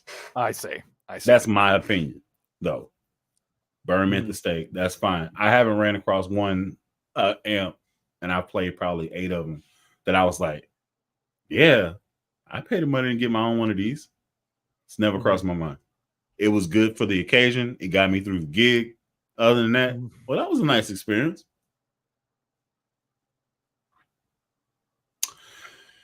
Let me give me a Jack and Coke. Okay, so it was kind of a nothing burger. Just kind of it's cool. Yeah. And that's about it. Yeah. Yeah. It's the yeah. So you in your mind, you want a hot and spicy from McDonald's. What it is a McChicken. Is that bad? I see. No. But it's not the thing. you wanted more fries, but instead you got extra cheese on your like regular burger. Kinda. Yeah. It's fine. It's not a bad thing. It's a good thing. Here's the thing. Thing that happened, but it's not as good as the other thing. Yes. I get you. To me is like getting 7 nuggets in your 6-piece. Gens Benz is getting 6 nuggets in your 6-piece. Okay. I think we're on the same page then. I think we're on the same page. I don't know why I gotta put it in fat boy terms, but this is just what what I think the funniest part is I can't have any of this shit. I have a gluten allergy. Oh no! But I understand because before the gluten allergy, I ate real people food, and by that I mean the worst shit on the planet. That's all of America. I get it. Bless up. PV USA bases. This is Gensler. Have you tried? Yes. Okay, so PV USA bases. We're not even talking bases. We just talking amps. We're talking straight amps. We could bases ain't on the thing. Yeah, however,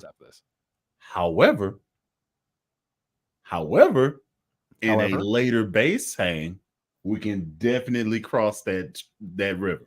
Yeah, I think we should be talking. We're gonna step on toes. I feel like we should get more people if we're gonna do a bass like build company or like bass company. No, yeah, that would be a brawl. Yeah, that's gonna be a thing. Lobster got to be here. Even better. We all get the same tier list link. So it's like if I gave this to you, and we all come up with our own tier lists, and we side by side them. I think that would be fun. Do we make videos or do we just do it, take a picture of it, and present? I think making videos would be funny. I think it'd be fun content. I'm thinking maybe after the Christmas season. Give everybody a little time to think. I'm not against content. I'm never against content either. I like the idea. We'll sit on this one. We'll let this one simmer. Yeah. Let that marinate a little bit. But also, I completely agree. PV USA bases. God bless the Americans. Like God bless the United States. You kind of have to. Now you kind of have to. You have to cap it. You have to cap it because it changed once we got out of the 90s. So you got to cap it. So PV bases, well, they don't do it anymore, do they? They don't make bases no more, do they? I don't think so, no. But like those 90s Cirruses or like the boat anchors, like T40s. They were boat anchors, but they were the T and T40 standard for tone, motherfucker, and they knew it. Like if a T40 fell from a height greater than 10 feet, it could kill somebody. But they would die in such a great sounding instrument that you wouldn't care. Talk about mic drop.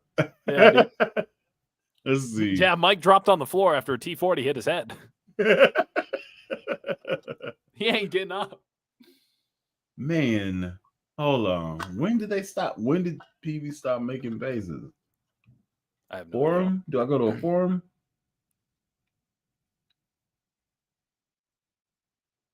Where I can't. Cirrus production ceased. When was this? Got this in 2009. Is the first post? 2009 is when it stopped. Maybe. Mm-hmm. Maybe that sounds right. I feel like that reign of terror would have ended in the early aughts. That sounds correct. Anyway, moving on because it's making me sad. Speaking of which, I need to go and just like this is a stick up and go and get that base back from my homeboy. Like, hey, you ain't doing nothing with that, cuz. Let me get that. Negotiation. Yeah. So I heard you like playing bass over here, bro. That's menacing. That's terrifying. But I'll laugh like this, and it just kind of nullifies the whole. Oh crap! Yeah. Oh yeah. All right. Okay, Gensler though. This old G logo is Gensler. I've never tried one, but from what I've seen on YouTube, I think they sit like right next to Dark Glass and Gens Benz. Like, I think they're cool. Never played one either. We'll just put it in the haven't tried. I think it's better to do this than to cause a fight. That shouldn't exist. Yeah. Heart Key I have tried. Okay. And if we're talking about old Heart Key, it's down here. But I'm gonna say this. I think Heart Key's on the redemption arc. I think Heart Key's on the up and up. Now I wouldn't put them high in the A tier. They're down here for a reason. But I think they're good. And people need to start waking up to it. Now, here's the interesting thing here. I'd much rather it be positioned appropriately in the B tier, because what you're saying is a Heart Key amp sounds better than a GK, a orange, and an ash down, and an ash down. That's what you're saying when you throw it in A.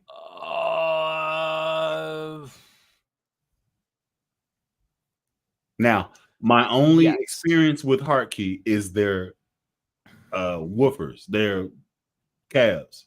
Mm-hmm. That's all I have. I eventually want to get a Heart Key head, but the cab itself is solid. It has switchable 4-ohm, 8-ohm capacity. I'm gonna be honest with you. I actually would say that I would pick a Heart Key over orange, over ash down, and over GK.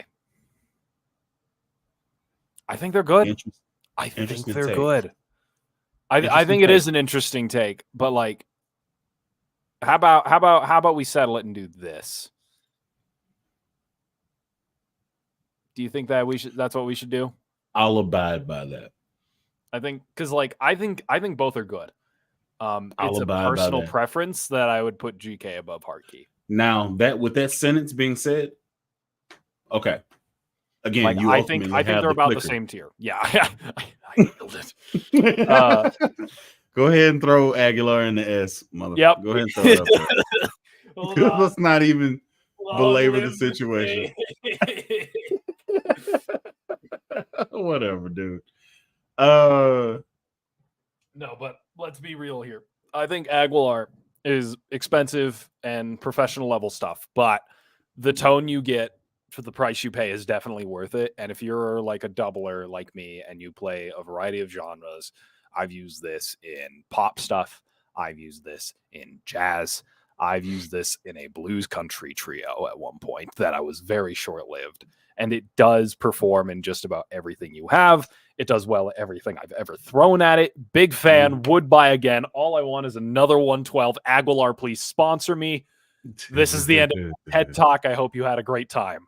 I genuinely live and die by these amps, man. Like, because I've tried a slew, and it was like one of the first like really good amps that I tried, and I was like, oh my god, this is so good. And at one point before I started working at the music store, I'm like, I'm probably crazy and very shallowed in on how many things I've tried.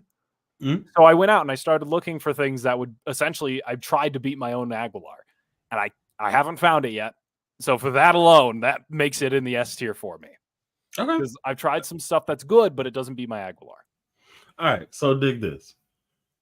I'm doing these bass sets or these church sets videos where I play the song and they're singing it, and this is my mix, this is what I hear type of deal. It's like a bass cover, but kind of live-ish.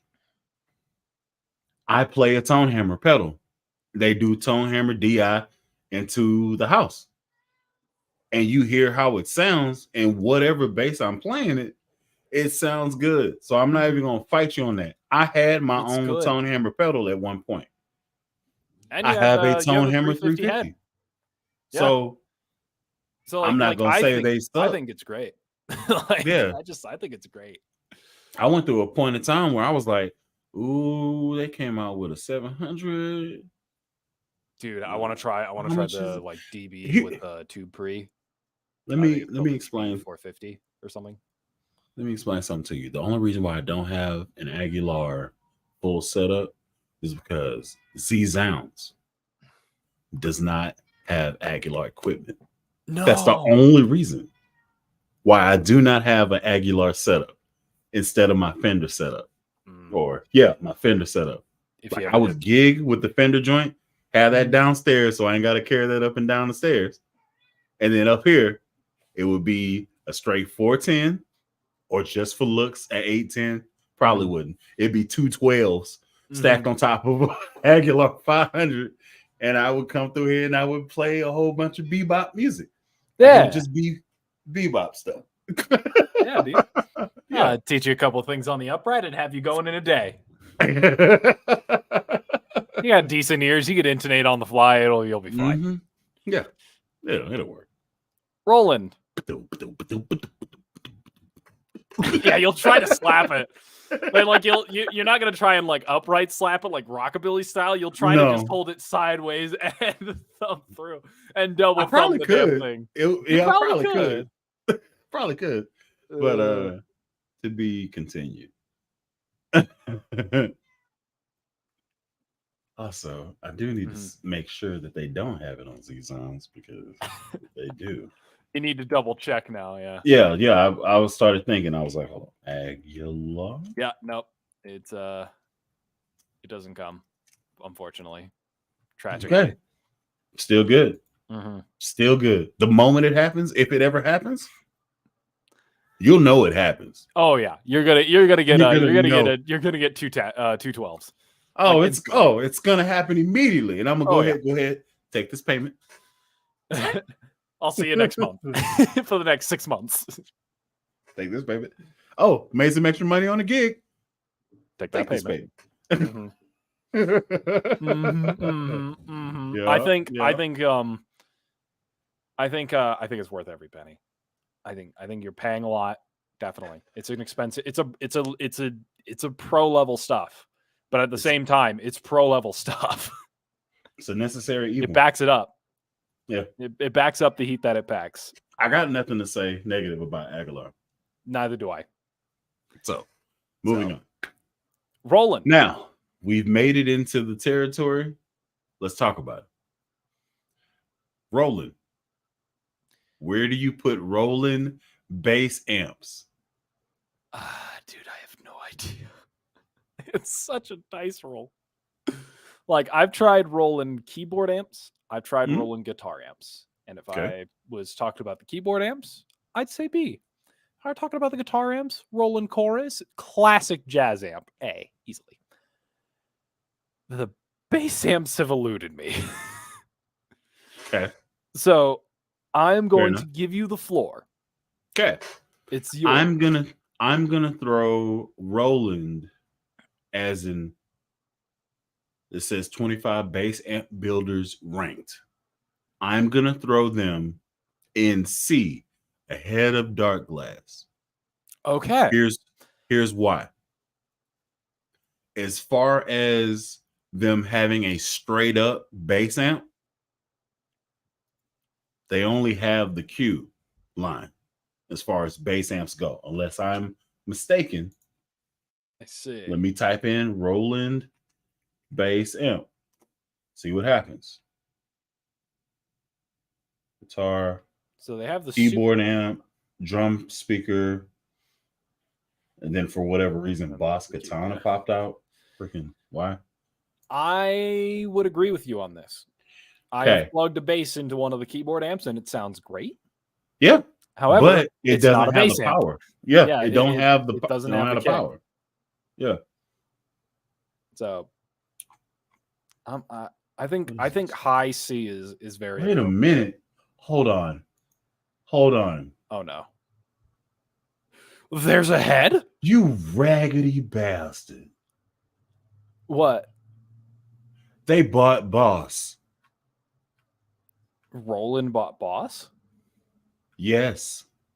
So the Boss Katana amplifier is on play.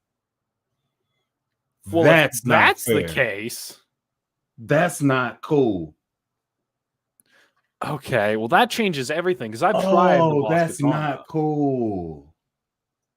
Because I had to check. I was like, wait, am I tripping? Go back. Roland, yes. I'm on Roland.com. Hold up. Let me present. Hold up. Share screen. By all means. Boom. Window. Take it from me. We'll come back. We'll come back to the list. Absolutely. Here's the problem. This is Roland.com, right? And then they have Boss stuff. Boss. Oh, Boss. Well, if that's the case, that's not right, bro. Jeez, man, because that puts the katana in play. That puts katana in the game, and that changes everything for me. Like, oh, that's so effed up. Because if that's the case, I'm here. Oh, if you want to come back to me, if that is the case, I've moved Boss. 300 watts. Oh, it's a 210. He's also, is this a Warwick bass? No, this isn't. What pickups is this? What the hell is this? So yeah, this ain't a Yamaha. I don't know what this is. What are those pickups? And bass, I guess. Yeah, no, dude, that does change just about. Oh, you raggedy bastard. So I've moved Roland while we were doing this, because if you consider the katana, I'm here.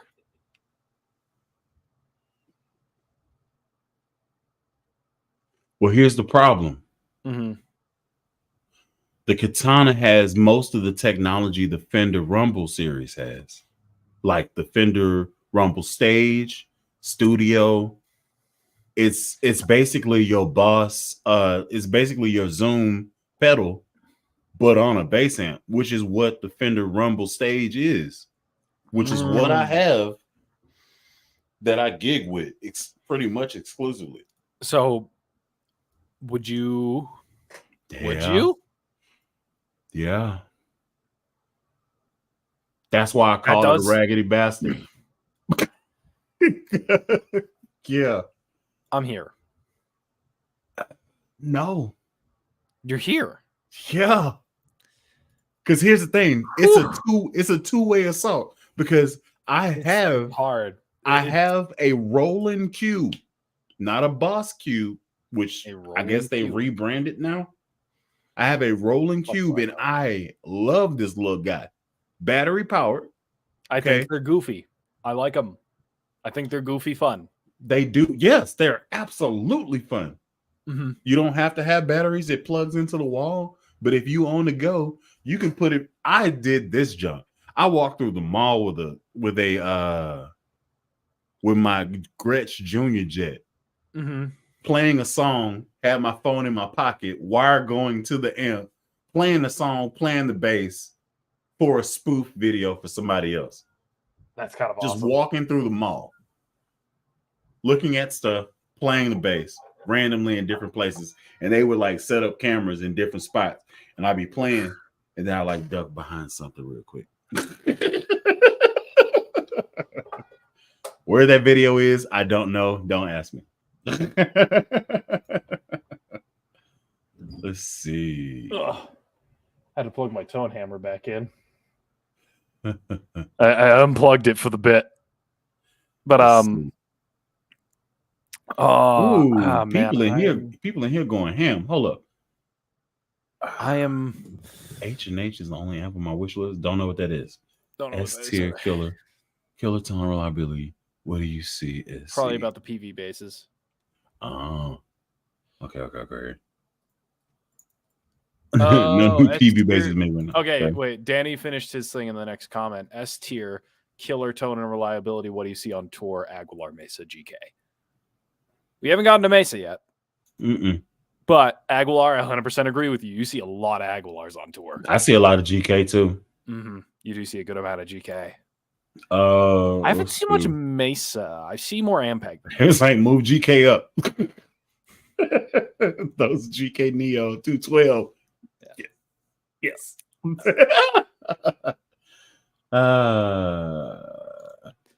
Z-Sound's not having a lot of bass stuff. It's kept me from going broke. Absolutely. Yes. Chris Beatty, what's going on? I put Roland in B2. Okay. Roland by Boss? No. That's not a Spectre. No, the shape's wrong. Had his own rig, 10K watts, 10,000. That sounds unreasonable. I think 10K? the most you would need is like 2K for the biggest stadium gig of your life. Yeah. And then that's a GK Blacksmith. Yeah, that's excessive. Yeah. But like, because you got PA support. So this is just for stage presence. Yeah, it's just because it looks cool. Also, little known fact, most of the time, all the speakers you see on stage are just hollow husk. Yep. Okay. They're not real. Like Geddy Lee would tour with like washing machines because he would just like use PAs because of the venues they play. They all had PAs at that point, in the like late 90s. So he just tour with washing machines, and I think at one point had like rotisserie chickens going. It was kind of he was funny with it because he would just use SansAmp stuff, like his SansAmp rack that they have, that his signature rack. He used like a regular one for years, and then they made his. I have his DI, and I love it. I got it for Christmas like 2 years ago, or last year or something. I think it might have been last year. H&H is a British amplifier manufacturer that was founded in 1968. Okay, cool. Dope. But Fender Rumble 800 stomps. Yeah. That's true. The Fender Rumble. It's a whole different beast. Yeah. I can dial up almost any tone at any given time with that bad boy with a click of a button. And it's good. And it's good tone. That's the big kicker. Like I've tried the Fender stages. Like you can dial something in and it'll be good. it'll be really good. All right, Bully. This next one's yours, though. Laney, where are you putting them? I'm going to throw them. This is all you. Okay. This is me not having this here because when I gig, I usually use my 800 stage. It's light. It does my thing. It has all the different presets. So when I gig, yes. But if I have a stadium and it's one genre of music and I'm playing it, or I have a large auditorium, I'm grabbing this. So with that being said, I'm throwing that between Fender and Roland. Really? Yeah. With that being said. Okay. And also. But I understand why. I get that. No, that's me being honest. Cause like if I'm gonna do like a small gig and I gotta like go into a small church or something like that, I'm gonna grab this. It don't make no sense for me to have to lug 410s in there with this head, and I have everything in like a 55-pound package. Go in there, sit on it. It's a built-in seat, and then just built-in chair. Yeah. I can just sit in the corner and do my thing. But this one here, if you don't have the venue for this, you're gonna hurt people, which is why I had to bring it from the church I had it at, because people were coming in, like guest churches were coming in and playing through it, didn't know how to play it through it. Yeah, so they put it on 5, and then that first note would pop off, and they'd be like, "Boom!" Like, shit.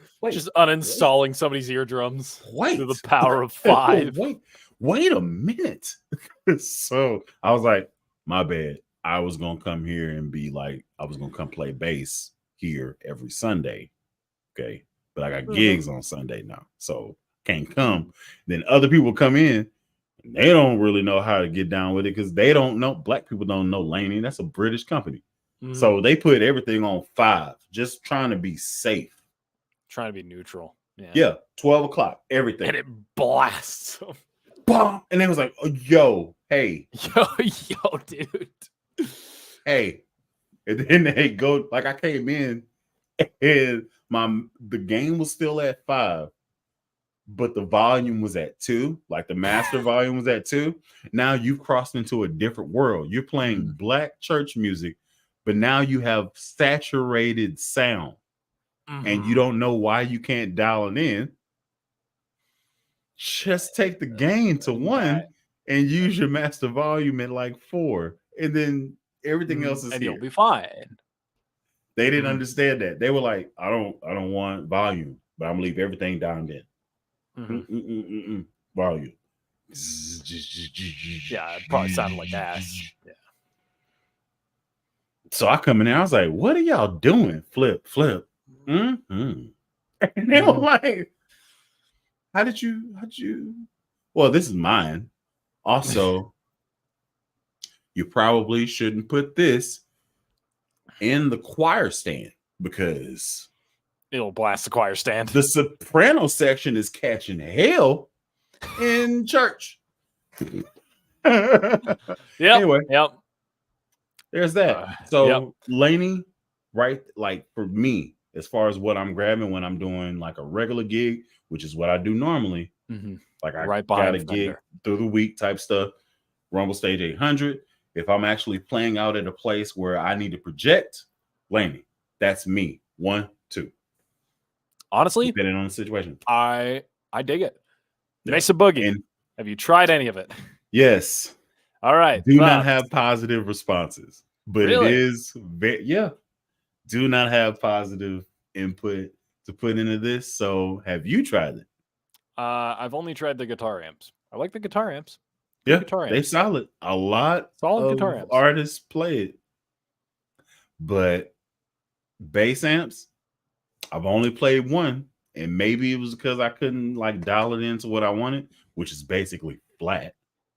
I feel like this particular guy was the type of DB douchebag who set his amp to a certain thing and then manipulated his bass to an opposite thing to make it flat. Oh, you know what? I have tried. I'm not super. I don't have any big. So a local store here actually does carry Mesa Boogie stuff. Okay. So I have played through it before. I just remembered it's just been a minute since I've tried it because I haven't gone to that store in a minute. But from what I remember, it was unremarkable. It was neither a very neutral experience, you know, like there was The no fact that marked good or bad. you just said it was unremarkable. Mhm. Like Okay, it so just, see, yeah, question I is, would. do you put it? All right, bet You about there? that'll work. I'm kind of about there. A is bigger than I thought it would be. Same. A grew a little bit. Dare I say I take from and put down. I'm gonna take Eden and put it in B in front of PV. No, in front of Orange. You're right. I was thinking like if Eden's coming from A, it's coming here. It's got to be number one. It's got to be here. All right, cool. I'm thinking the same for EBS too. If EBS? EBS is coming from A, it's going here. Like, yeah, let's go. Yeah. So let's Trace go Elliott. same order. Mhm. Same order. Take EBS, throw it down there behind Eden. Okay. Let's do that. Yeah. All right. I've tried Elliott. EBS pedals. I've liked them. So that's like my only experience with them, though. I haven't tried their amps, unfortunately. Trace Elliott, though, I've actually had pretty good experience with. I like it. I'm pretty positive too. Yeah. I'm gonna throw that. I'm like here. You think so? Yeah, I'm right around here, man. I'm thinking like highish B. I don't think it, from what I've heard from you about these two, I don't think it takes these two on. Let's go. But I think it's good. I think it's a good value. I think this stuff's cool. All right. TC Electronics. That is going into the. What are you thinking? Do we just shoot on 3? 1, 2, 3. Dog water. I was thinking low. Oh, okay. All right, because like it's kind of a cutesy little cheap amp. I've tried the ones with the tone print on them, and it's a fun like specifically cheap amp. Yeah, true. But like it's cheap to the point where it's kind of goofy fun. Here's where they had me. They had me in 2015. They had me in a chokehold. They had the TC Electronic Rebel head. And then they had the 2 10s that you could stack vertically. And everything is modular. Like the head sits in top of the 210 that stacks on top of the 210. And it was just sexy slimness. And I was like, oh, daddy like it. Then they came out with the 212 with the same energy.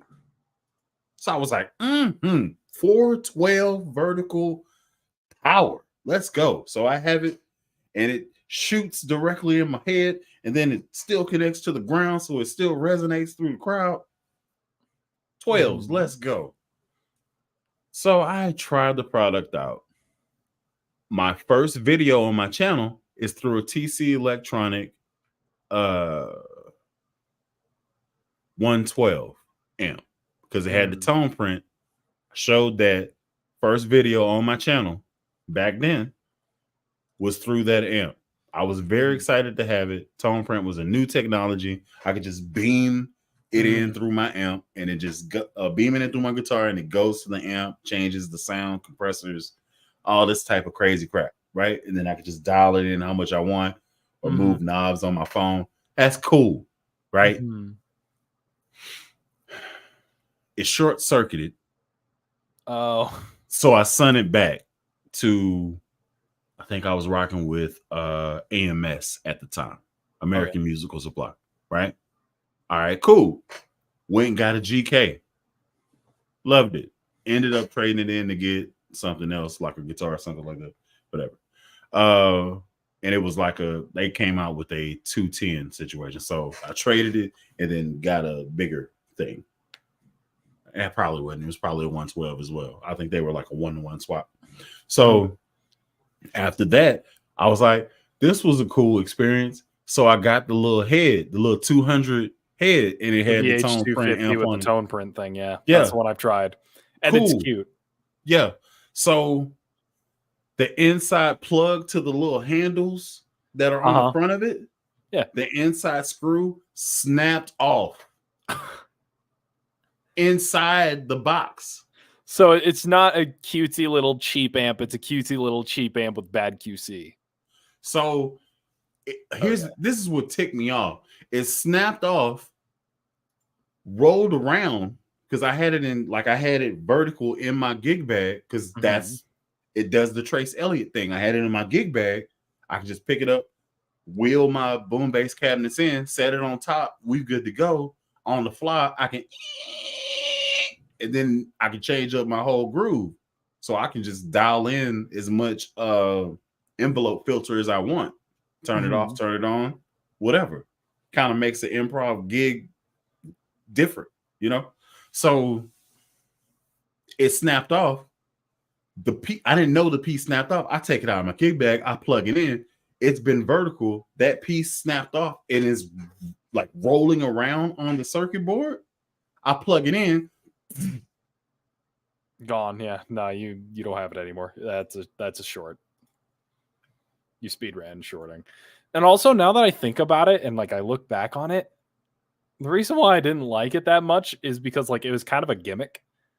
Like, why would you have the tone print when you could just have a pedal? Because like, would you rather go back to your amp and turn the tone print off if you don't want the chorus anymore? If that's what you have equipped, would you rather just click something with your foot on stage? But I think the allure was you can have all of them in the same amp, so you don't have to buy the pedals because you have the amp and you have a phone that can send that sound to your amp. So that was kind of it's a gimmicky thing, but there's a reason why nobody's talking about them right now. Like it's because no one cares. It happened. It was a flash in the pan. Yeah, honestly, you've convinced me. We'll put them down here. I put it in the Mark bass tier. Yeah, in front of Mark bass though. Yeah, in front of Mark bass. Because I would not buy it. I would never buy a Mark bass. Dude, we had this 210 combo at the school. Hisses like a dog. You put an electric through it, it doesn't sound that good in the the vintage tone thing we've already talked about. You put an upright through it, dude. I did a gig for a friend. I played one song with this amp on an upright. And I brought all my Aguilar stuff, and my buddy was like, hey, we already have the other amp out there. And, we're just trying to get through things, keep things on time for this little festival. And, we'll just have you use the amp that's out there. I was like, okay, that's fine. Narrator voice. It was not fine. I walked out there. I dialed everything in flat because I was like, you know what, man? I haven't really pushed an upright through this. First time I pushed the upright through it. It's like the second time playing upright on stage. And I was like, oh, yeah, I'll just leave everything flat. You ever been to a handball court? Yeah. That kind of sound that it makes, that echoey kind of pop. Take the echo away, and that was the mid-range character coming out of this amp. And it was one of the most egregious sounds. So I played the first note, and I heard a tennis ball get hit. And I was like, what the fuck was that? And I look and I hear and I turn my head enough to get my ears level with the amp because the amp's pointed up. It's got one of those funny kickback features which is nice. And I hear it come out of my amp. So instead of playing hard, I just lighten the fuck up to try and just escape the hellscape that I am causing. And I was like, nah. The only time I use a Mark bass now is because it's at the school, it's staying at the school, and I'm too lazy to bring my own shit. Other than that, if you told me I had a gig tomorrow, I am taking the fucking shitty tone print over the Mark. I was like, Oh, dude, it was bad. It was so bad. Yeah. My whole bad experience was I Yeah. was on a gig and the Mhm. drummer is also a bass player. So while we're at this place, we swap. So his setup, yeah. So like we like it's kind of just what you feel like hopping on. So he can play my bass. That's fine. He's a bass player. I play his drums. All right, cool. I'm a drummer. Bet. He brought his setup and it was full mark bass all the way around. I'm talking 410 plus like a 500 or I tried the Marcus Miller one too. That was just very mid. Never it's mind. the same thing. It's Yeah, the it's the exact same thing. same amp. Yeah. So he brought it up there and I was like, okay, what is this vintage? Okay. So I turned that one all the way up, turned the other one down, played through it. Oh, that's doing an Ampeg thing. I don't like that. So I turned that down and I turned the up one. It was like, oh, so you trying to be mid. You trying to be mid scoop, but you're not quite like, and you hiss. They hiss so bad. And I'm like, okay, so let's split the difference and ran them both at the same time. I was like, so you hiss and you Ampeg. I don't. Yeah. I don't know why Joe Budden uses them. This is what's funny. I unplugged his bass. Like I was like, pop. And at the time, I didn't have a wireless system, so I just took my bass off. Imagine this while people are actually like grooving.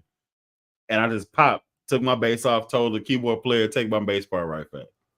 I went out to my car because I had my setup, but he just happened to have the whole Mark bass thing there. So I was like, well, cool. I ain't got to bring my stuff out. Bet. Yeah. I took my Trace Elliott head.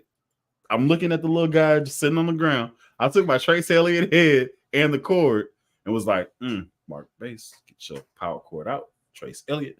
All right. My cord, speak on adapter. Plick, plick. And I turned my stuff on. And they was like, oh. Yeah. Like, yes. Yeah. He was on the drums. Human. I was like, it sucks. You suck. Yeah, dude, your shit's ass. Like, oh sucks. Man. I mean, and he was like, okay, well, I won't bring a bass amp. I was like, you can put your stuff. I'll help you put your stuff in the car. So I wheeled his Mark bass 410 and stuffed it in the back of his little car. And then I brought in my boom bass cabinets and then sat on it with my 200 on my lap like a little kid. And I was just playing, making sure everything's dialed in because I had to dial it in different for his cab. So I just put everything back to 12 o'clock. And then kind of grooved a little bit, moved my volume to 75, moved my gain to about a couple of things around like you do, of course. You got the scope, the sound, and then absolutely set it back behind the amp, crossed my leg, enjoyed the show. It was sitting there fuming. He was trying to play. I was like, oh no. You made your choice. You got upset. You on the drums now. You did that to me. Yeah, nah, dude. Like, all right, back to this. Yeah. So we got Trickfish. Have you tried Trickfish? Yes. I've heard it's cabinets, not the heads. They are good. They are a niche thing. Let's throw them. Let's throw them ahead of PV. Okay. I was thinking in Bergantino territory because we're in the not enough. I think it sits in the same like we've tried it, but it's not enough data. Yeah, so I would buy a Trickfish amp before I buy a PV again because I'm kind of like past that part. Yeah. Yeah. Yeah. I don't have a problem with this list so far. What is that? Warwick and then EA. I've never seen an EA. What is EA? Don't know what that is. No idea. So I haven't tried. No clue. Warwick. Have you ever tried a Warwick head or cabinet? I'm gonna throw that. They made head and cabinets. Yeah, they do. And based on the people that they sponsor, aside from Bootsy Collins, I don't like it. There's only two people that Warwick actually endorses that I'm like, yes. One is Bootsy. The other one is Divinity Rocks. Oh, okay. Okay. Yeah. But they also, on the back end, endorse Andy Irvine.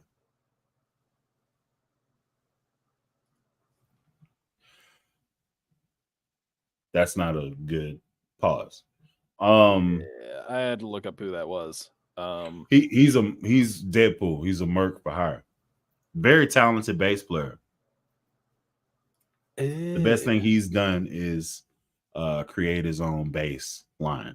I think his line is Ghost Bases.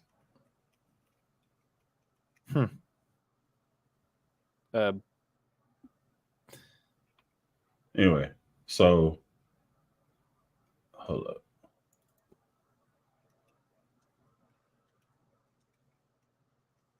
Yeah. If you want to laugh, ask Lobster about Andy Irvine. Oh boy. Ask Lobster about Andy Irvine. If you want to laugh. Okay, I think I've heard of this guy before, and I think he just has I think I've seen him from like AMP's like Facebook, like just redoing Facebook posts. And if I remember correctly, he has like the world's most out of date takes of all time. But that might be a different guy. Oh, I've seen this dude. He's on the Sadowski channel. Mm-hmm. Okay. Wow. He's yeah. Deadpool. Okay. I hated his tone. The Sadowski stuff. dude is talented. I'll give you that. Good. Mm-hmm. He was endorsed by Warwick for a number of years, and then he created his own bass company, and then he promoted his own basses. But now he's Deadpool, so he's kind of a merc for hire. So it's kind of whoever he's with, that's who's the best type of deal. Oh, yeah, I see. Yeah, so it's that the dude ain't. If he does this for a living, I get it. But also, if you're good and people depend on you for, just a even kill, this is what it is based on a scale that you dictate by yourself, you kind of lose credibility when you go behind a company that then goes bankrupt or then stops making the instrument that you think is awesome. Because if it was awesome, they wouldn't go bankrupt on the instrument most of the time. So that's my personal thing. So for that, I'm gonna give them the benefit of the doubt because I feel like they're a heart key type of company. I'm gonna put them in the haven't tried because I haven't tried them, but I have opinions. But I feel like it's because of the representatives and not necessarily the quality of product. But I'm not checking for them, so yeah. So there's that. So we got Aguilar. We got a list. One that reign supreme. Sponsor me, Aguilar. I would love it. I would love it. I'd be all about it, man. Yeah, man. Let's see. Anything that I would change? I like it. I like this list. I kind of do as well. I'm just happy Mark Bass has a tier. The Mark Bass tier is a good time. I can't do it. Yeah. You know what's really wild? What? I actually bought the TCA Electronic twice, and it messed up. Yeah. So would that qualify being C because I bought it twice? Oh, I just thought of the Ampeg rocket bass amps. They're Fender they're different now. That does change things a little bit, doesn't it? Then they just came out with their new lightweight stuff. Yeah, that might shift me on Ampeg because I put Ampeg there based off of like, Kane lived in the days of Led Zeppelin, saw them live on tour, and won't shut the fuck up about it because he peaked in high school when they played. Kind of like person, ode to the refrigerator 810. When you consider the rock bass stuff, and stuff like that, I like them. It's still got the Ampeg Do you like tone. them enough to move them up? I like them enough to move them up to here. Okay, so we got Ampeg, Over Dark Glass, Ginsbens, and Mesa Boogie. Yeah. I feel like Mesa Boogie needs to go next to Ampeg. Like here or here? Mm-hmm. Okay. Yeah. I think the Mark base tier is perfect, and I don't think we should touch it. Mm-hmm. It's truly iconic.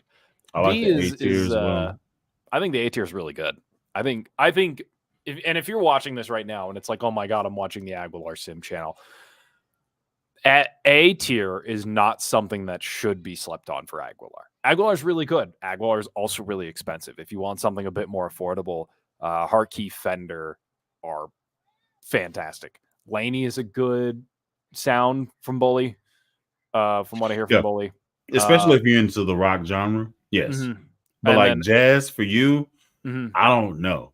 Mm-hmm. But like for me, I do funk and gospel, so and that's why Aguilar that's low presence. So it does its thing. It's low, mid, highs. Mm-hmm. That's my range of stuff. So it's great for me and what I do. But for what you do with your jazz, jazz like pop stuff, and it may not stroke your cat, and that's completely preference. The fact that you said Hartke is slept on and it's A tier equipment, I think it's extremely interesting to me in a hot take. But I actually did buy a Hartke cab, so maybe the last piece of the puzzle is me getting a Hartke head. I tried their running them together and seeing what's up. Because they have a line like Ampeg's like Rocket Bass and the Fender Rumble. They have a line like that. It's they had the good. So they had the 4.8 situation, and I ended up not getting that one and getting the 112 because they had rave reviews whenever I went and did my research. So I've tried the 112 head a while ago at a Sam Ash or something. But I remembered it being good. Like I tried a couple of their Hartke amps because the Sam Ash local to me back home carried them. And I had a positive experience. I had a good time. I thought they were good amps, and like they're pretty affordable too. They sit in like the Fender Rumble price category. I think they're a little cheaper. Not the stage, but the actual like the actual Rumble. The stage is in a league of its own, and that's why Fender sits so high on this because of the stage Rumble and the solid state amps. I think they're fantastic. Or not solid state, the tube amps. I think they're fantastic. I wish I had more information on stuff like Gensler. I've heard Bergantino is good for upright. I think Chris McBride uses actually Bergantino amps. Ike I've never heard of. Trickfish I want to try at one point. I would like to shove an upright through a Trickfish. Overall, I am content with this list. Yeah. There are things that I would want to try. There are things that I would like to try at some point down the road and see where it moves. But, for now, this is a good list. Yeah. Let me just throw this out here for you so you can chew on this real quick. Bergantino Fort D, 800 watt, $12.59. That's how much it costs for the amp. All right, cool. All right. Let's go Bergantino cab. Sheesh. For a 212, it's $17.59. That's pretty consistent across the top of the board. You can get one used for $1,000. Do they have a 112? See a 115 used for $931. I see a 112 on their website for $12. 112 Neo Extreme. Yeah, what you're looking at? That's $1,200. Yeah. And it's 400 watts RMS. Yeah. And I don't 400 watts RMS? Yes. That's okay. I mean, the Aguilars are, I think, 250 a pop RMS. That's for your 112 SL. Yeah, that's for a Is that what you're saying? 112. Yeah. So that's pretty good. Like It's an 8 ohm or 4 ohm? 8 ohm, right? I think it's 8. Yeah. Okay. So And that it's built to get a situation is second made one for the to Tone Hammer stack. 500. Yeah, they're Yeah. built to stack. Okay. So like, yeah, man, I'd have to try it because if I remember, it was. Shoot, they got a company called GR Bass that has literally the lightest bass cabs ever created. No, I said what I said, and I'm very serious about it. It's the lightest. Oh no, it's Epiphany. That's what he uses, which is not on this list. Which reminds me, stuff not on this list. Acoustic. Where do you put them? Oh, acoustic. I throw that into B, right? We're using EA. We're using EA as a placeholder for acoustic. Acoustic. I put acoustic right behind orange. And I couldn't agree with you more. I think that's perfect. I think it's good. I think they have some great amps. I think they got some like okay ones. They got a lot of god dang knobs though. Like they have all the knobs. Just all the put knobs. Put it on a freaking slider, man. You're doing at one point make one of them a switch. Like you're okay. God dang it, bro. Okay, so if you don't know who GR Bass is, GR Bass uses their cabinets, but they use carbon fiber.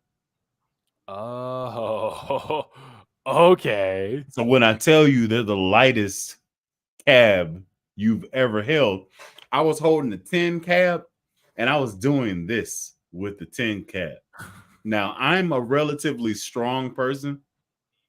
However, if I pick up something and I do this like it's a teacup, that's pretty light, bro. Yeah. So, all right, how much is a one? How much? Let's see. Share screen. I'm gonna hop back in here. Ooh, they make amps. Let's do this. And this isn't promo. They're not paying me. I'm just telling you about the stuff. This little guy.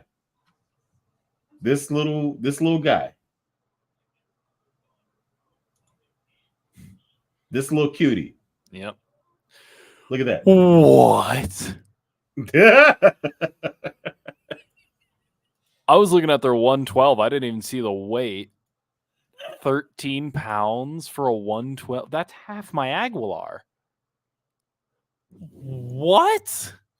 I don't know what you're looking at, but I'm looking at.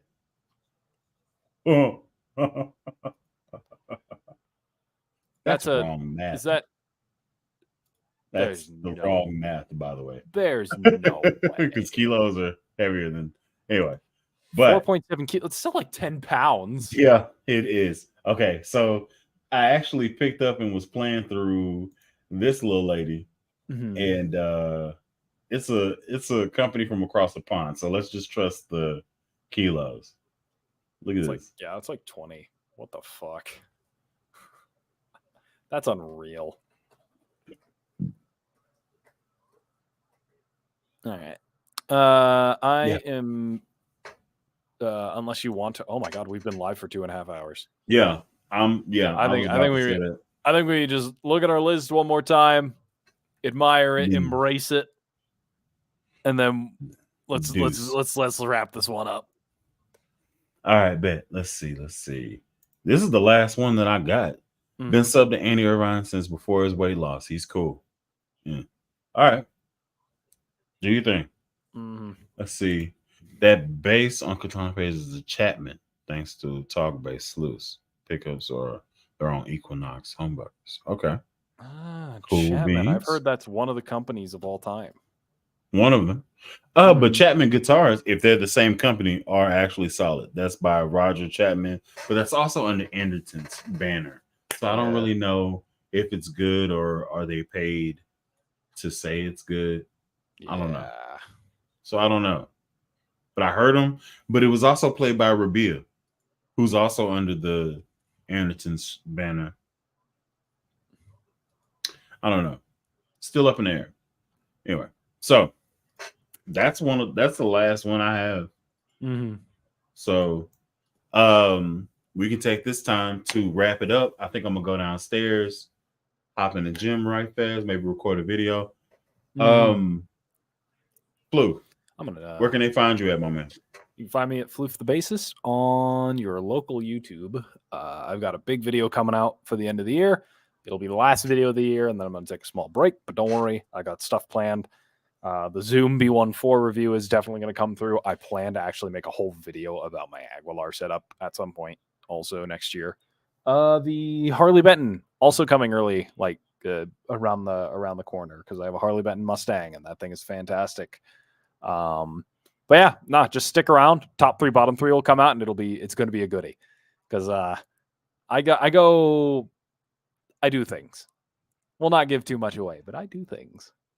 I can dig it. And then I'm going to start bugging DTG to see if he can give me my pace. All right, dig it. Got this girl back. Ooh, yeah. So this is going to be coming to the video, coming to the channel again as a revisit. Also got the Meteora, played that. There's going to be some videos dropping on that. Got to edit those bad boys up. I also have this lady that I plan on doing reviews to this week. This is a 50 watt for $150. And that's pretty good. It's pretty good. I also have pedals from them. I have other pedals for the beginning of the year when I do my pedal video situation. It's gonna be great. Offbeat Guitars, they have their own Goldie. It's not quite fully Goldie, but it's gold. So that's happening. I do want to do this because Short Scale Hondo will probably be proud of this. So I'm gonna do this really fast. Y'all ready for this? So that's going to be something that's coming up later Short on. Scale Bully. And medium scale bully. That's going to be coming up later on. And for the 16 people that actually caught that, that's going to be great. I wanted Hondo to be here so I could do that whole thing, but waiting and actually doing it next week, and I can chop it up with him. Hopefully, it's going to be the 17th. Hopefully, everything works out to where he could be here, and I can do that, and then have Hondo bully conversation. Anyway, Short Scales can be in conversation too. It'd be great. They can just be there hanging out, chilling. But yeah, thank y'all for watching. Till next time, this is Floof. Yep. I'm Bully the Kid. That's Bully the Kid. That'll be easy. Hope to see y'all down the road, everybody.